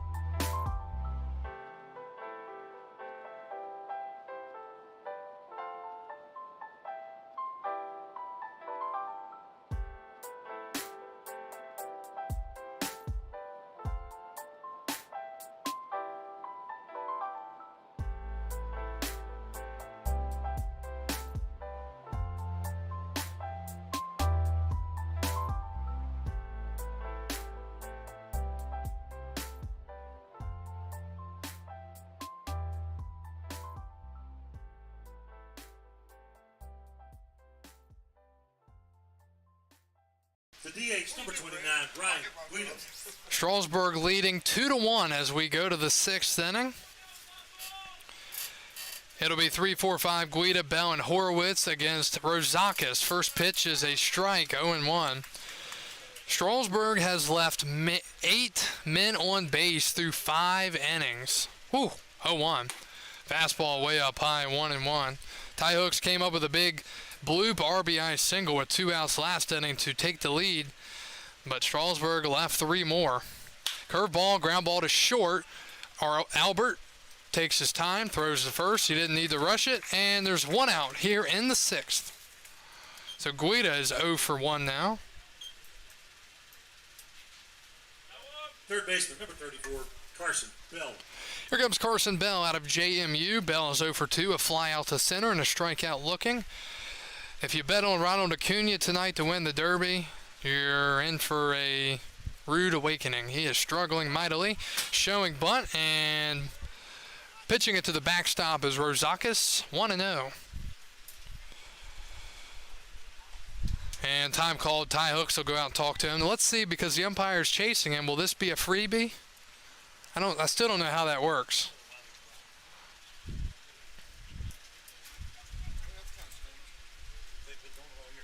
Let's see, is it going to be free? Yep, free. Didn't charge him. Huh. My only thought is when the umpire goes out, it's like a quicker visit, like you've got to get going. But the other ones, when they don't go out with them, they charge a visit, but they give them 30 seconds longer. I don't know. I'm guessing. 1-0, and Rozakis misses way up high, 2-0.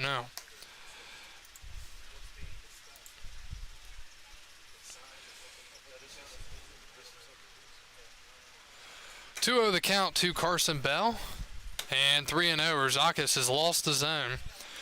Top 5, Woodstock leading Newmarket 2-1. Top 5, Harrisonburg and Charlottesville tied at 2. Top 4, Waynesboro shutting out Stanton 4-0. Let's see if Billy Rozakis can get back in the strike zone here. And he does. Called strike, 3-1. Good pitch there from Rozakis.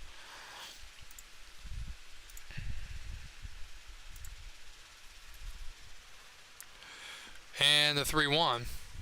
Ball 4. Way up high. And a 1-out walk here in the 6th.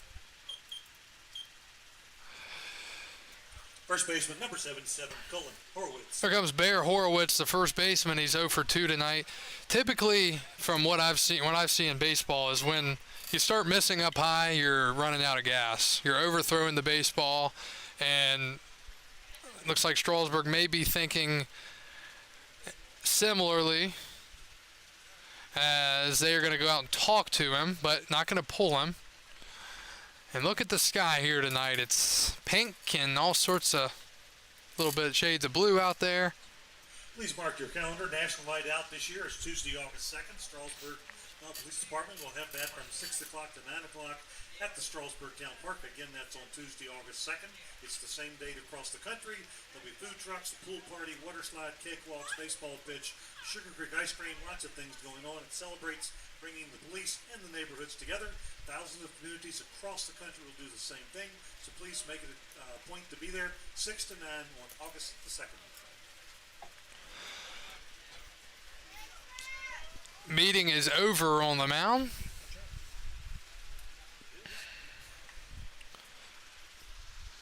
Top 6, Strasburg 2, Purcellville 1, here from Strasburg, Virginia. Kyle Gutshaw with you. Thanks for tuning in here for Valley Baseball League action out of the North Division. This is a makeup game. It was almost not able to be played after a lot of rain today. Here is Horowitz, and Bear takes outside, 1-0.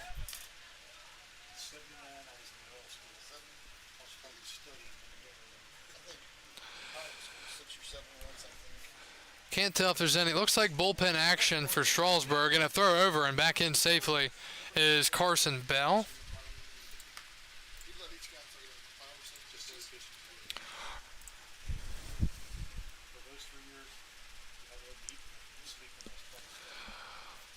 Want to know the count, and he misses. And I think you've got to get someone ready to go here. You don't want this to slip away. Strasburg trying to hype Billy Rozakis all up. He was really good last inning and got the first out here in this inning, just having control issues. And he misses again, 3-0.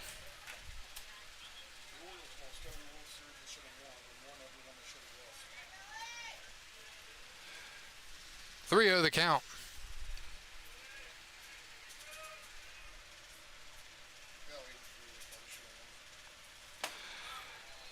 And ball 4. So he walks another. First and second, 1 out. That pitch, Horowitz even thought was a strike.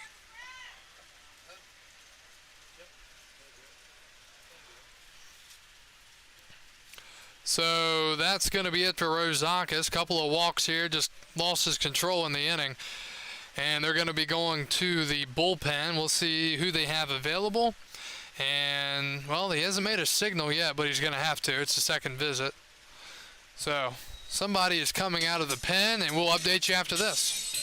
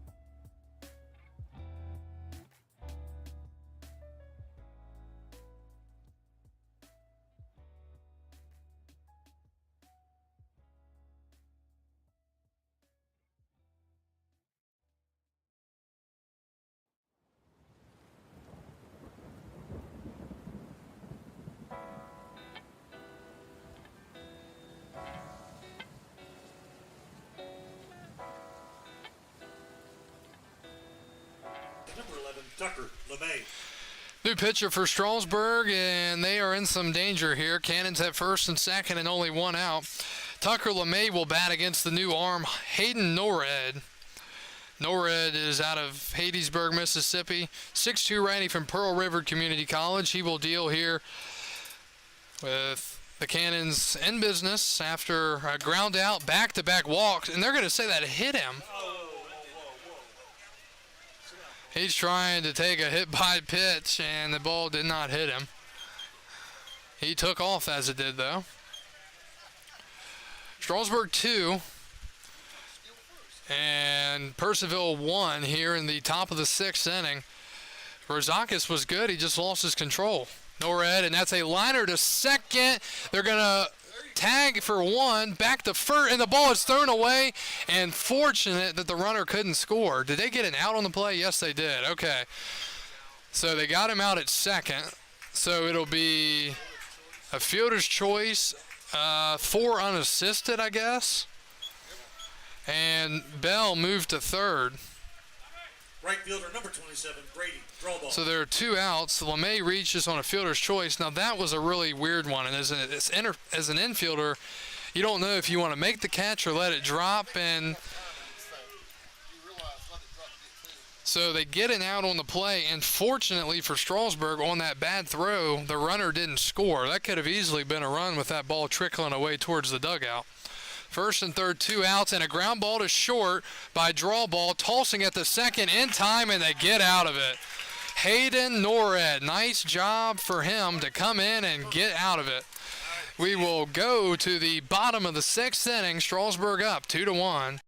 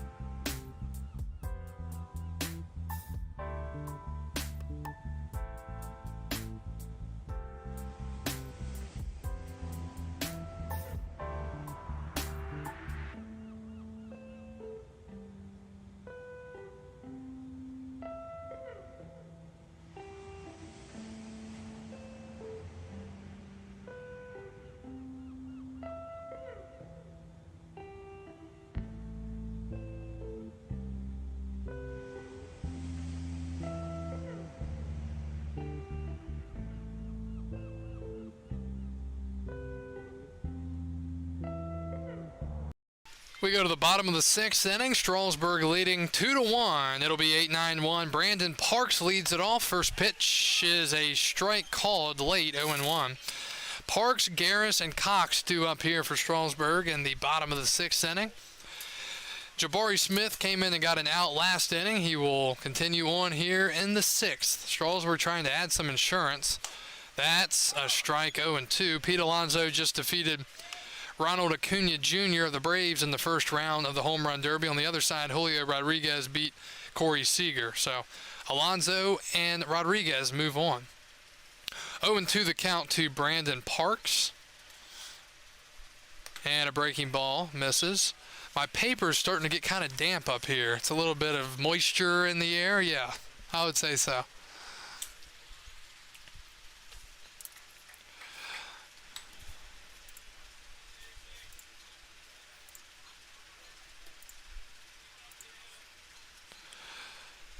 On the year, Parks 2 for 9, 3 RBIs.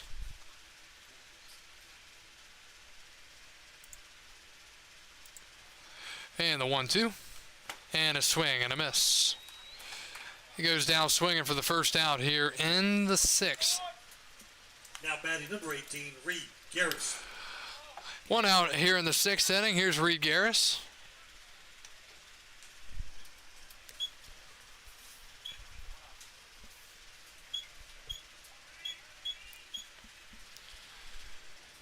Garrus out of Clemson. He's 0 for 1, and he has to jump out of the way to avoid getting hit.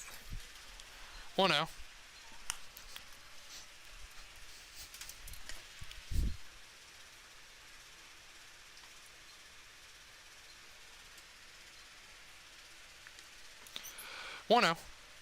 And a called strike. 1 ball, 1 strike.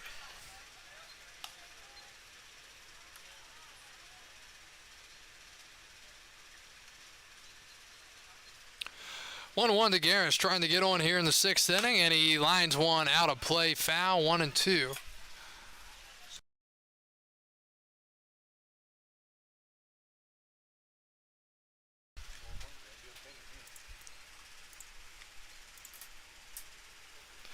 One, two to Reed Garrus. And strike three looking. Reed didn't like it. He's going to jump around a little bit. 2 outs. Back-to-back strikeouts here in the 6th for Smith. The batter, number 30, Jonah Cox.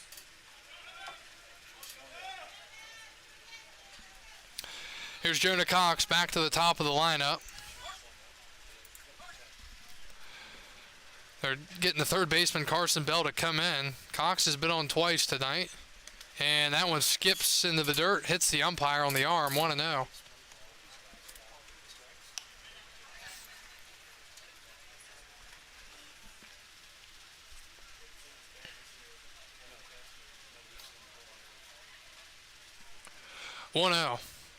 And a wave and a miss way out in front of that breaking ball from Jabari Smith of the Cannons, 1-1.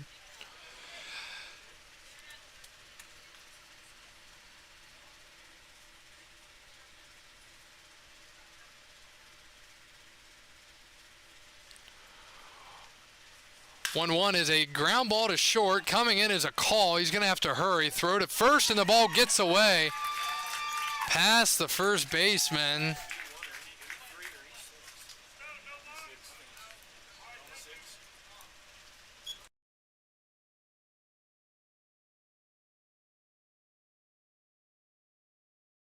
So Cox will reach on an error.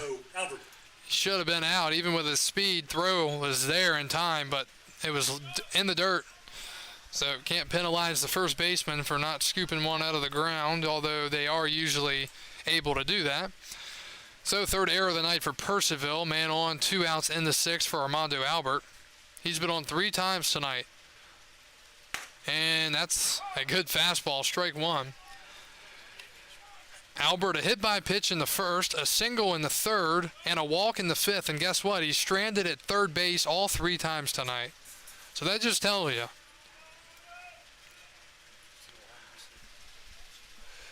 0-1 the count to Albert. Great speed at first, not much of a lead. And it's 0-2.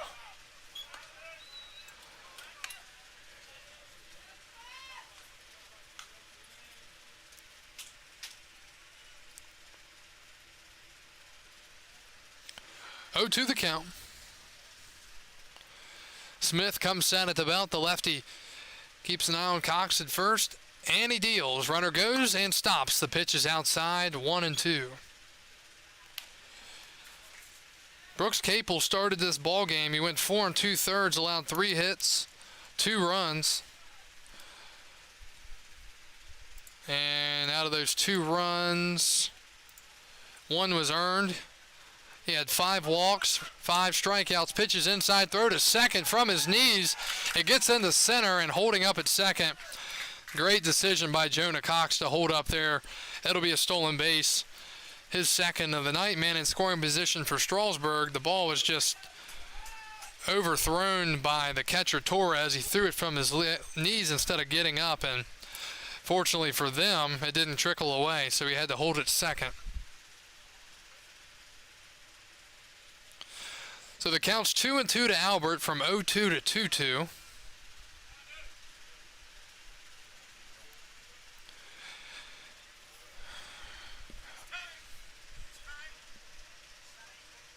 And there's the warning for the that rule where you've got to throw a pitch. So if he does it again, it's an automatic ball. So there's the warning. Umpires have a stopwatch out there. It's all about keeping the game moving.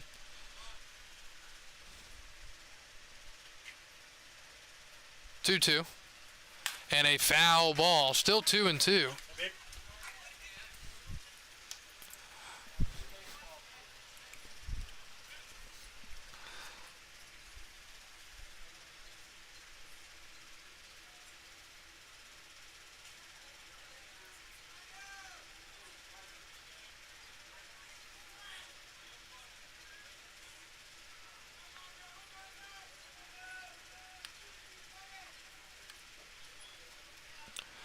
2-2.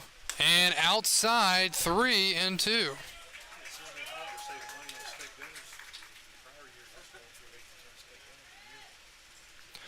Full count. Jose Ramirez taking his cuts in the home run derby out of the Cleveland area MLB team. That's all I'll say. Against Washington's current outfielder and star player Juan Soto. 3-2. Curveball, swing and a miss. Got him on strikes.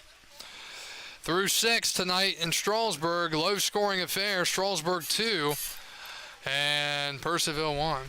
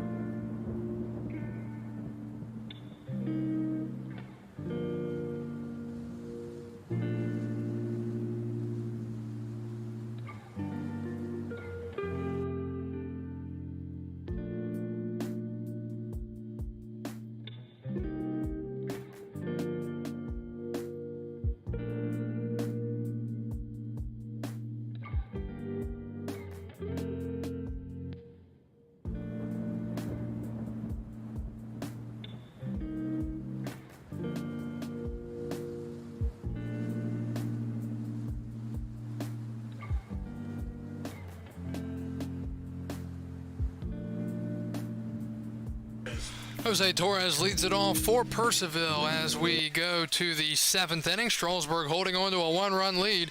Hayden Norred will come back out to pitch, at least starting the 7th.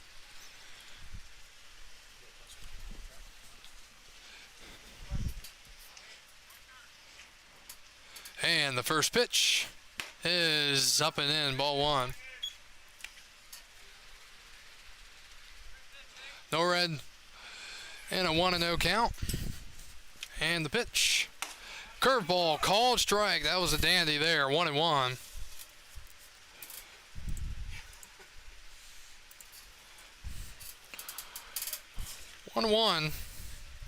And inside.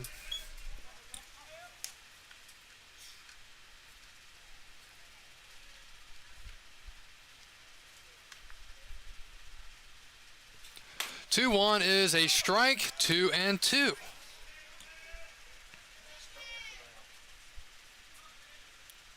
Two to Jose Torres. Homered his last time up that tied the game.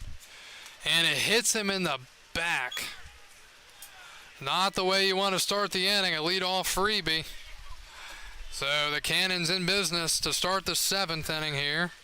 Center fielder number 7, Albert Serrano. So a hit by pitch. Here's Albert Serrano, the center fielder, 1 for 2, a single and a ground out. Jose Ramirez struggling pretty mightily in the derby so far. The pitch, swing and a miss from Norred, 0-1.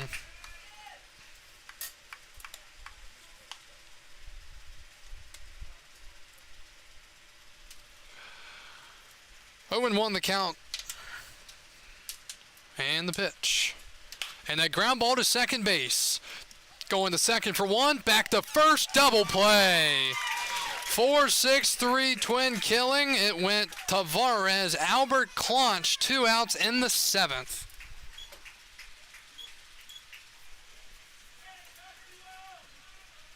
Shortstop number 6, Justin McCall.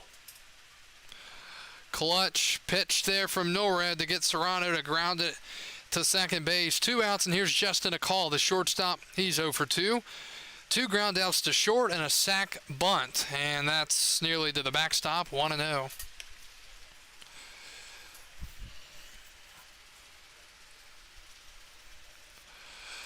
One 0 to a call, and he takes low, 2-0.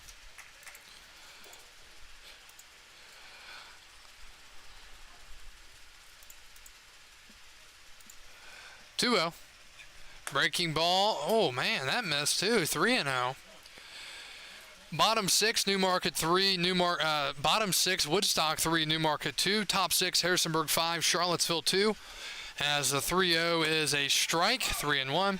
And top 5, Waynesboro 6, Stanton nothing. Again, we'll be here tomorrow for 2 doubleheader against Charlottesville. Game 1 scheduled to begin at 5 o'clock. 3-1. And a swing and a hard ground ball to short. Armando Albert scoops, throws to first in time. And after the leadoff hit by pitch, a double play and the third ground out to short tonight for Justin Akal. We go to the 7th inning stretch. Strasburg up 2-1.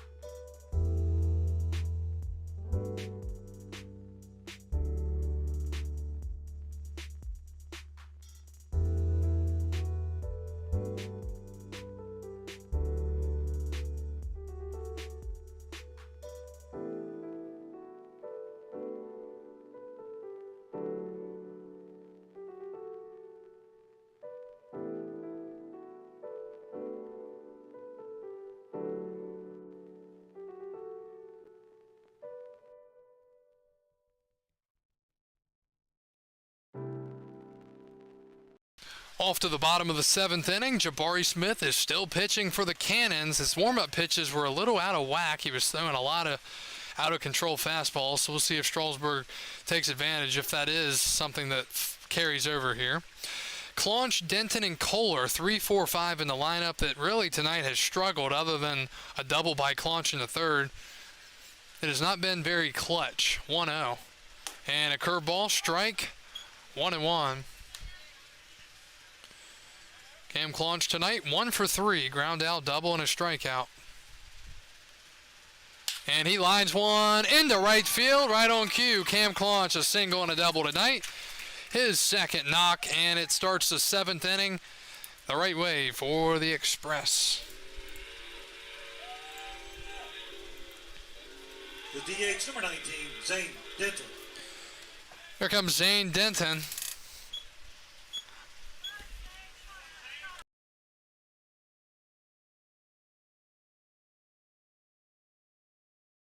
So Denton will try to get a knock here. He's 0 for 2. He walked his last time up as Torres blocks one in the dirt, 1-0. Juan Soto absolutely mashing the baseball right now in the home run derby. Who wants them? Is it the Mets? Is it the Dodgers? I think everyone wants them. It's a matter of who can get them. Who can afford them? Who can trade 5, 6 big league ready prospects and be able to pay, $400, $500 million. Throw over and Claunches back in.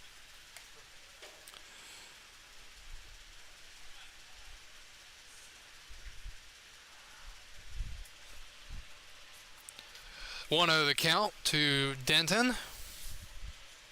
And that's outside. As a Phillies fan, I wouldn't mind him leaving the division as long as he doesn't go to the Mets. Although the Nats have been a disaster since they won the World Series, they made a horrible decision signing Steven Strasburg to a mega deal, and now he's been hurt all this time, and now they're going to let Soto walk out. Soto's all they have, really. 2-0, and that is a nubber up the middle. Fielded by the shortstop, going to the bag for one, back to first. It's a double play. 6-3, and there are 2 outs. Right fielder number 5, Henry Kohler. 2 outs in the 7th inning as both teams hit into double plays and back-to-back innings. Here's Henry Kohler. He's 0 for 3 tonight. 2 strikeouts, and he reached on an error, picked up an RBI in the first. Go, Henry. Strasburg, 2 runs, 5 hits, no errors. Purcellville, 1 run, 2 hits, and 3 errors. 1, 2, 3. Smith is now through 2+ innings. And a swing and a miss. 20 strikes, 13 balls. Smith only the second arm of the night for the Cannons. Capel faced 23 men. Smith on number 9. Swing and a miss, 1 and 2. He's just having his way right now with the guys for the Express for the most part. And this is his first appearance of the summer for Purcellville. 1-2. And that misses. Suddenly Juan Soto can't hit the ball out of the ballpark. I guess I jinxed him. And I just reverse jinxed him. 2-2. Ball 3. That misses as we feel a little breeze come into the press box.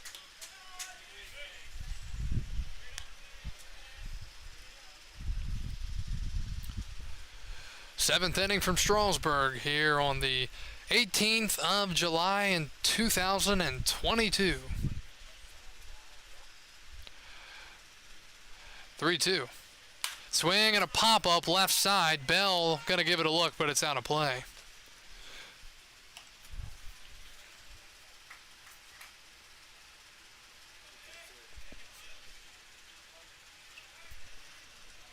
Juan Soto defeats Jose Ramirez.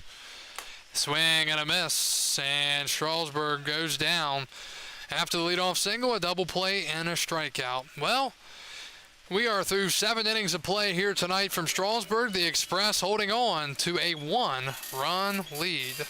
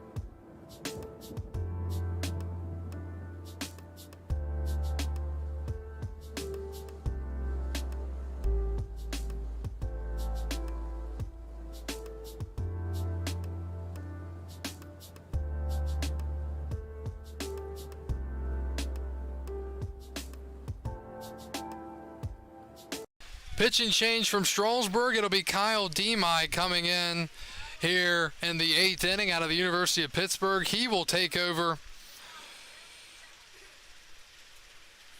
in the 8th, trying to hold this 2-1 lead. He's out of Wexford, Pennsylvania.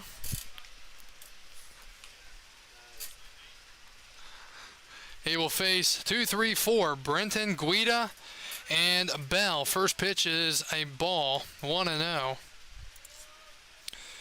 Demai on the year, coming in with 18 innings, 21 strikeouts, and an ERA of 1.00. And the pitch. And that's a strike, 1-1. Mikey Brenton, the batter. And let me fix the scoreboard here on our broadcast. My apology. It has a mind of its own sometimes. It's 2-1, top 8. 1-1. And that's fouled away.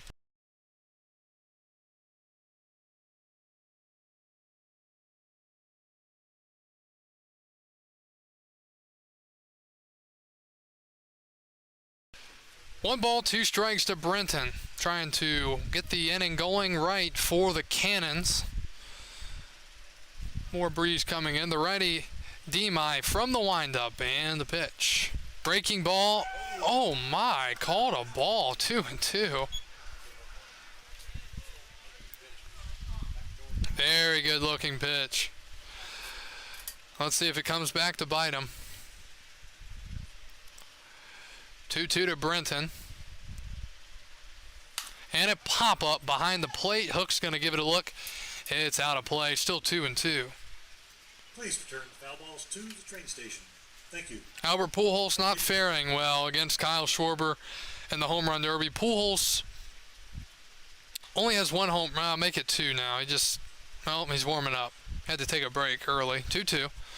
And Demai lets it pop out a little early. 3-2. You don't want to walk the leadoff man in a 1-run game here in the 8th.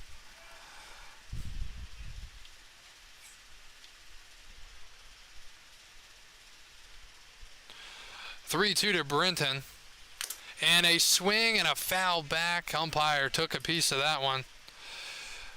Tipped by the batter, Brenton, and Hooks couldn't hold on. Still 3-2. George Loss going out to check on the umpire. Might have got him up in the shoulder blade or up in the neck area. So we had an umpire injury the other night behind the plate, and it happens again here tonight. He's trying to kind of stretch it out.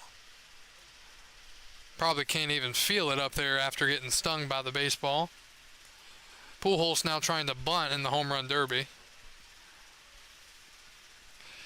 So they're checking on the umpire. Now the trainer's out to check. Bringing some water out. Yeah, I don't know if we have enough people out checking on him. Might need to call a couple more out on the field.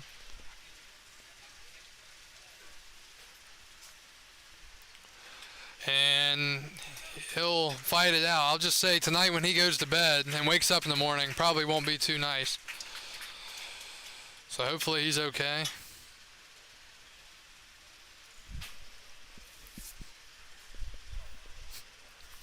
So we'll do it again, full count. Demai will try to avoid walking the leadoff man here in the inning.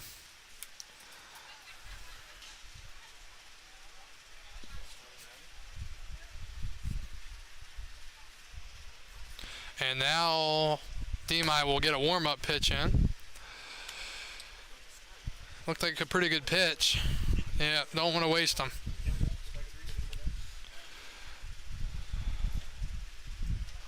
So here comes the big 3-2 pitch, and he walked him. Leadoff walk here in the 8th. So Demai walks the leadoff man. Here comes Guido. Well, Guido's been quiet tonight. Will he get his revenge here? He's 0 for 1, 2 walks and a ground out to short. A ground out to short here would be probably pretty good. Temps dropping as we speak. And he takes a slow breaking ball that falls in there for a strike, 0-1.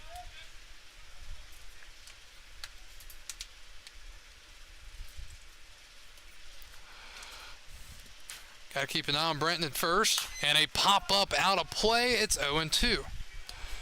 So Mikey Brenton at first, getting on for the first time tonight, and Guido trying to get on for the third time tonight. The righty Demai from the stretch. He looks in for his sign, finds one he likes. Hooks, setting up out, and the pitch. Breaking ball, strike 3 called, and that's the first out. He froze Guido, and Ryan is now 0 for 2 on the night. 34, Carson Bell. Here comes Carson Bell, the third baseman. He is 0 for 2. Fly out, strike out, and a walk.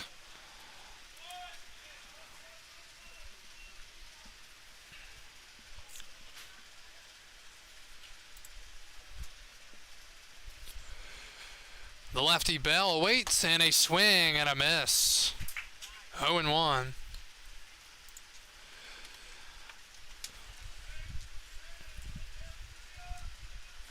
That was the 12th pitch of the inning for Demai through a third. Bell batting 1,000 against the pitcher Demai. And way inside, nearly getting him 1-1.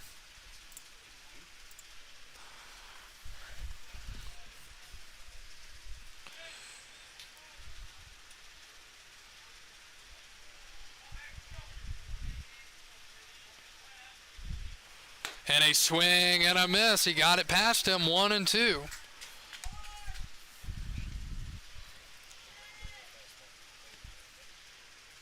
Yeah, I think if you're Demai, although you struck out Guido on that slow breaking ball, you've got to stick with what's making you successful right now, and that's blowing the fastball by Bell. 1-2. He does, and he pops it up foul, so Demai goes back to it, but this time Carson able to foul it off. We'll do it again, 1-2. Kind of the last hoorah for Albert Pujols unless Kyle Schwarber. And there's the skunk here in the 8th. Just in time. I said the 7th or later, so. Anyways, Pujols didn't fare too well, 13. 1-2. And fastball misses up high. So the outfielders are aware that the usual skunk is here.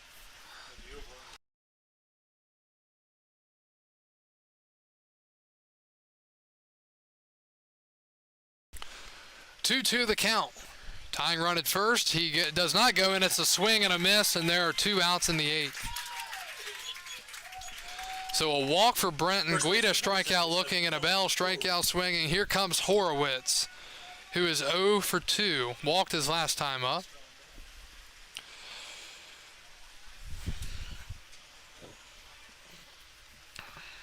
Demai trying to work through it here.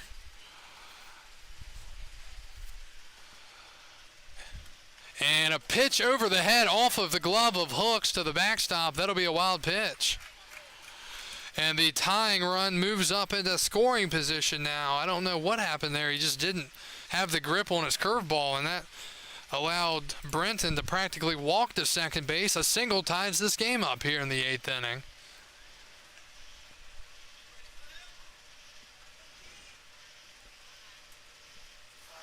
The last thing the right fielder Kohler wants right now is a fly ball towards the fence and right.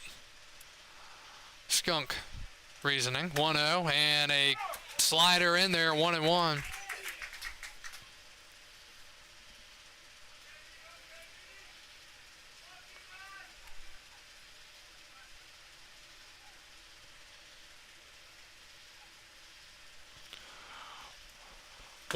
He got him to go after a pitch out of the zone, and it is 1-2.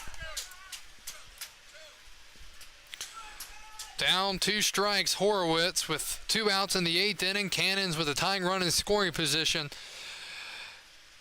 That is his teammate Mikey Brenton. Demai set at the belt, and the pitch. Strike 3 called on the outer part.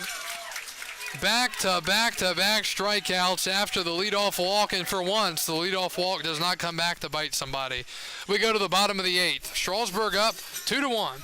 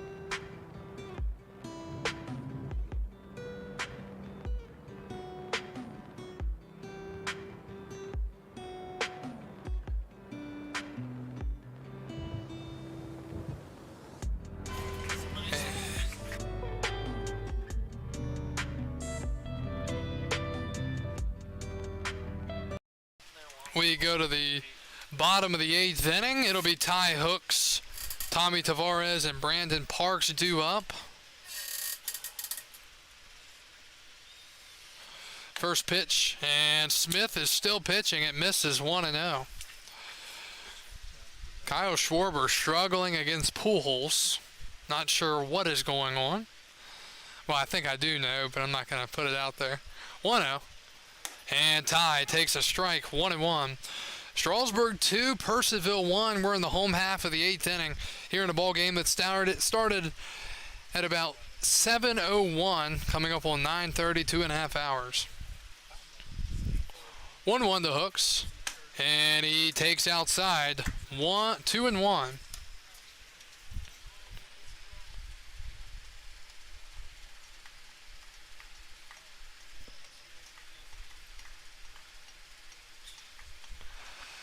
And a foul ball.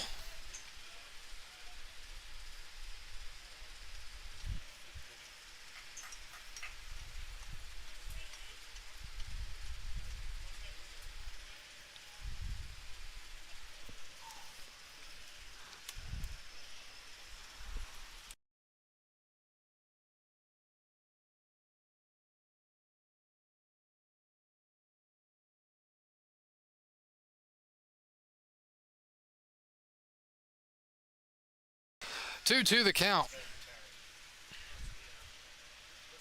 And fouled away.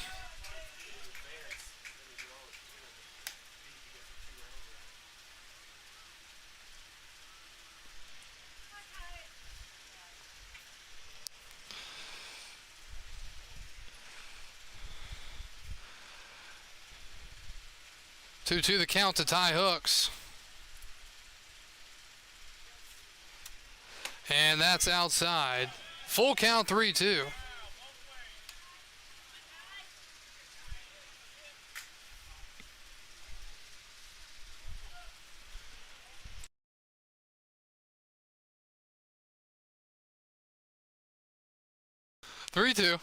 And Hooks hits one high into the air, right field, but draw ball is right there. To his right, makes the catch, and there's one out here in the 8th. Second baseman, number 13, Tommy Tavares. Here comes Tommy Tavares. He has 2 ground outs to short tonight and a ground out to third.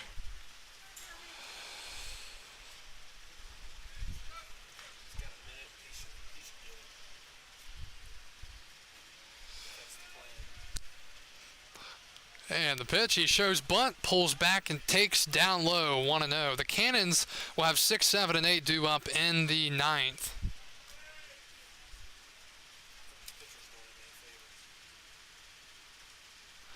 And a chopper off the plate, gonna be tough. Smith to the right, throw to first, and a great scoop. And the play is made. Heck of a play there from Smith to the first baseman, Horowitz. Left fielder, number 6, Brandon Parks. 2 outs now, and here's Brandon Parks, the left fielder. He's 0 for 2.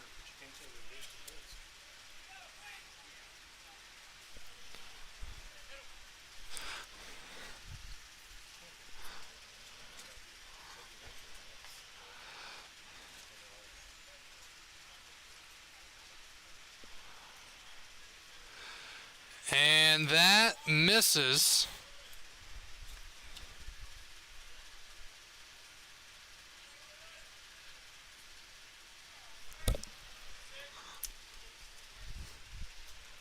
One out. Foul or ground down to third base, fielded by Bell. The grass made that take a stop, and making the play is Bell, and that is out number 3. Well, we go to the 9th inning. This game continues to move on. 2-1 Strasburg looking to finish it off.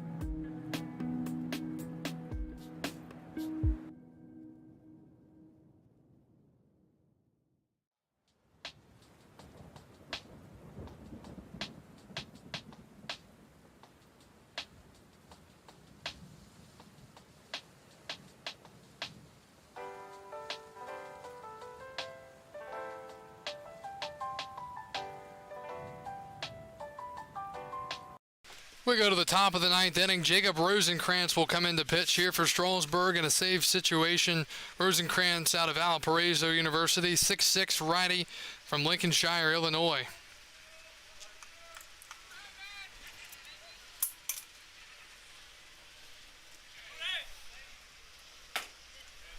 And the pitch misses, 1-0.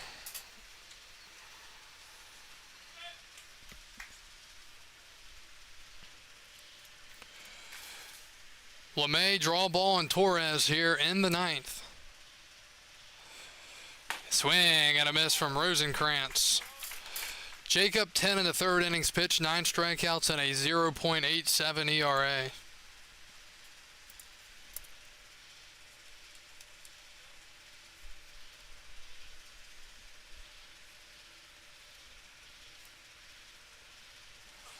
And missing.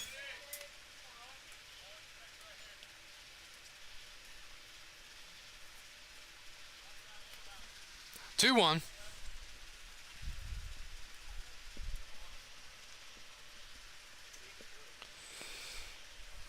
Ground ball foul, 2-2.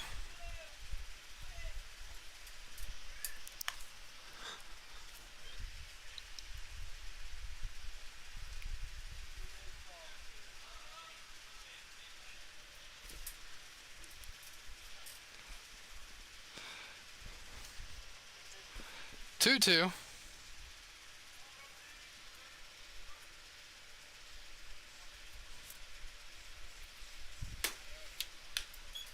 And 3-2.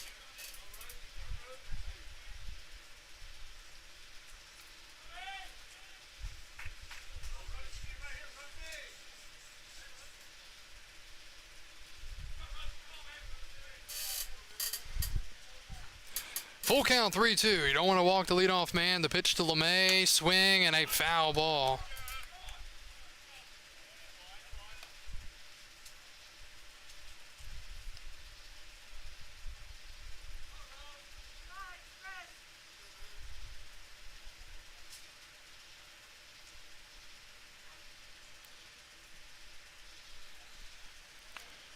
Full count. Kyle Schwarber just upset by Albert Pujols in the first round of the Home Run Derby.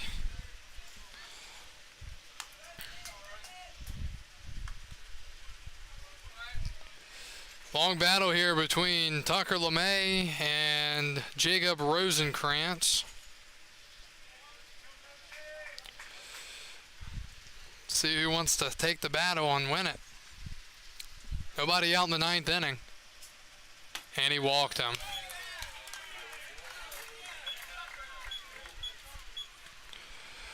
So, leadoff walk here in the ninth. And here comes Brady, draw ball, the right fielder. He's 0 for 3.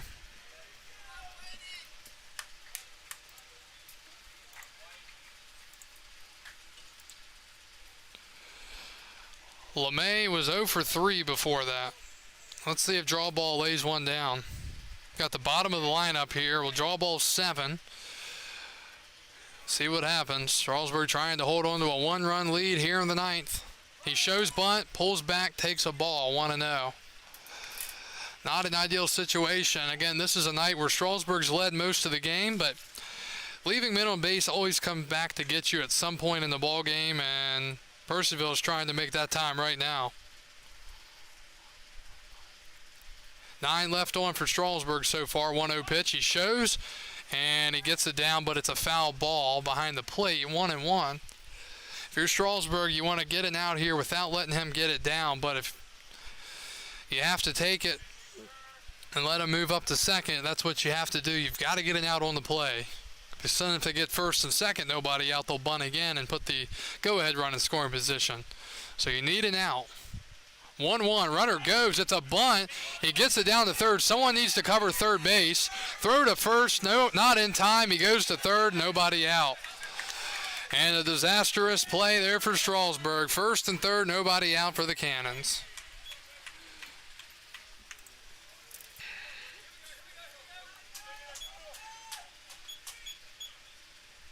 Catcher, number 30, Jose Torres.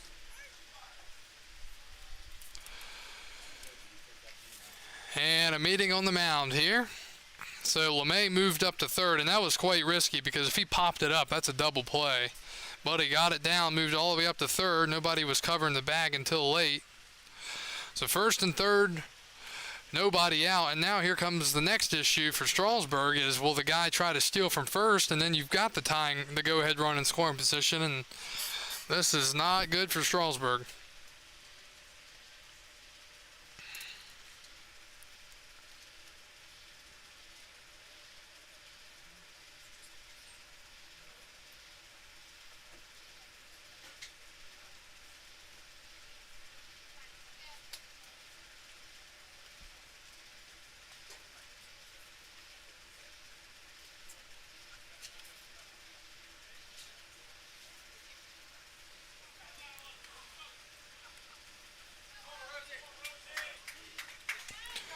Okay, so first and third, nobody out for the 8-hole hitter, Jose Torres. This is also a spot for a squeeze.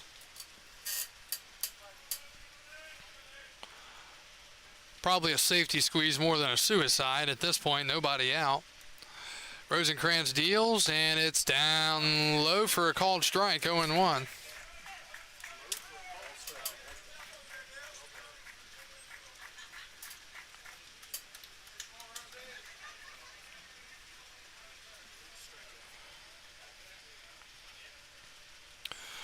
Oh, 1. Runner goes. The pitch, swing and a miss, and back to third, and stealing second on the play was draw ball. So the go-ahead run now in scoring position for the Cannons. But there are 2 strikes. The infield will now come in, and a hard hit ball would likely give the Cannons a lead. We'll see, though. Jose Torres, a walk, a home run, and a hit by pitch tonight. The 0-2 and a foul ball. Off the pole, still 0-2. I don't think you can throw anything near the zone here this far ahead in the count. On deck is Albert Serrano. He has single, grounded out, and into a double play. 0-2 the count to Torres, but the Cannons are in business here in the 9th. Rosenkrantz trying to pull some magic here with his team playing in defensively. 0-2. Missing, and Torres doing a little dance there, jumping around, putting his leg on the plate, foot on the plate. 1-2.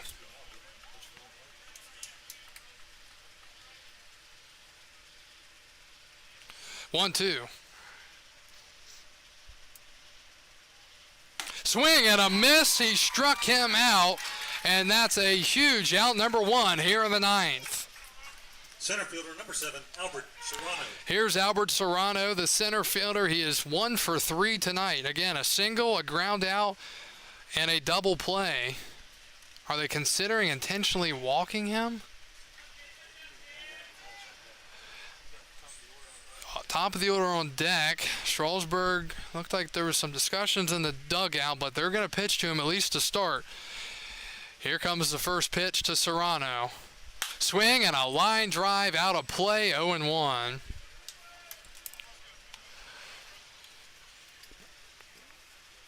Rosenkrantz has thrown 18 pitches here in this inning. He's only gotten 1 out. And time called.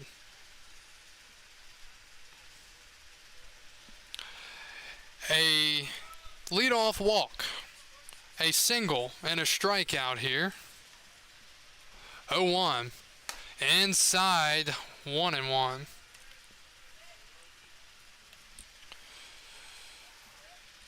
Rosenkrantz, the 5th pitcher of the night for Strasburg, with a doubleheader tomorrow. Woo. 1-1 to Albert Serrano. And a foul ball. If he was a little bit earlier on that, that would have been down the line, and that would have been big trouble. He was just so late on, he couldn't keep it fair. And the count is 1-2 to the 9-man Albert Serrano. Claunch is playing way off the line. I mean, he is way off. Infield in for Strasburg. 1-2. Rosenkrantz set in the pitch.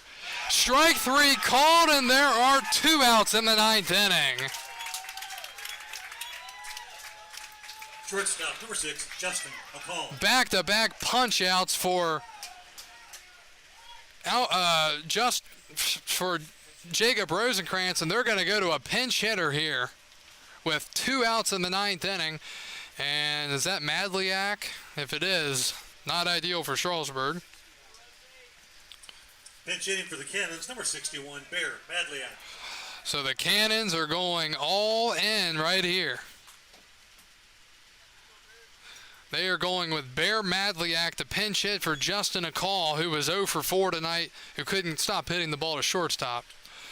So Madliak will pinch hit here, and the pitch is fouled away, 0-1. Strasburg back in normal depth with 2 outs in the inning. Madliak out of the University of Georgia. He's from Whitesburg, Georgia, 5'10", righty, 185.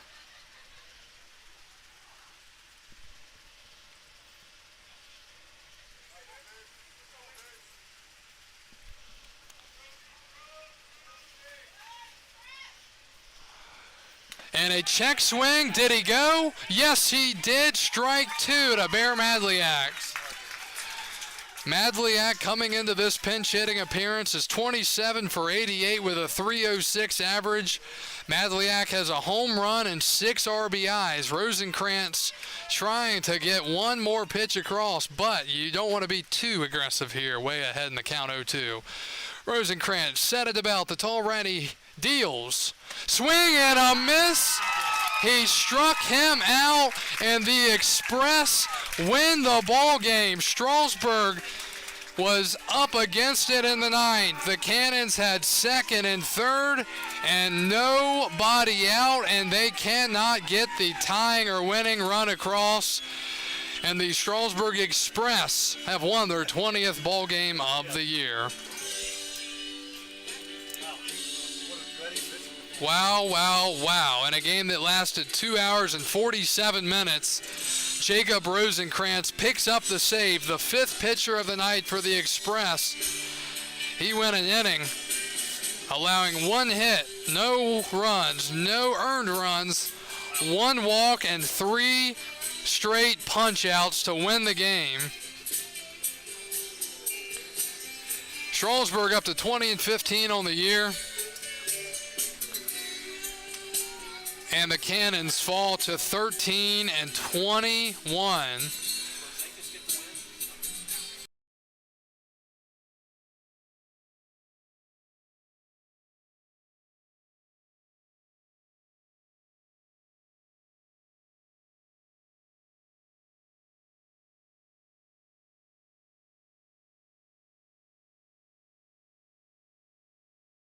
So Hayden, Billy Rozakis is going to pick up the win tonight for Strasburg.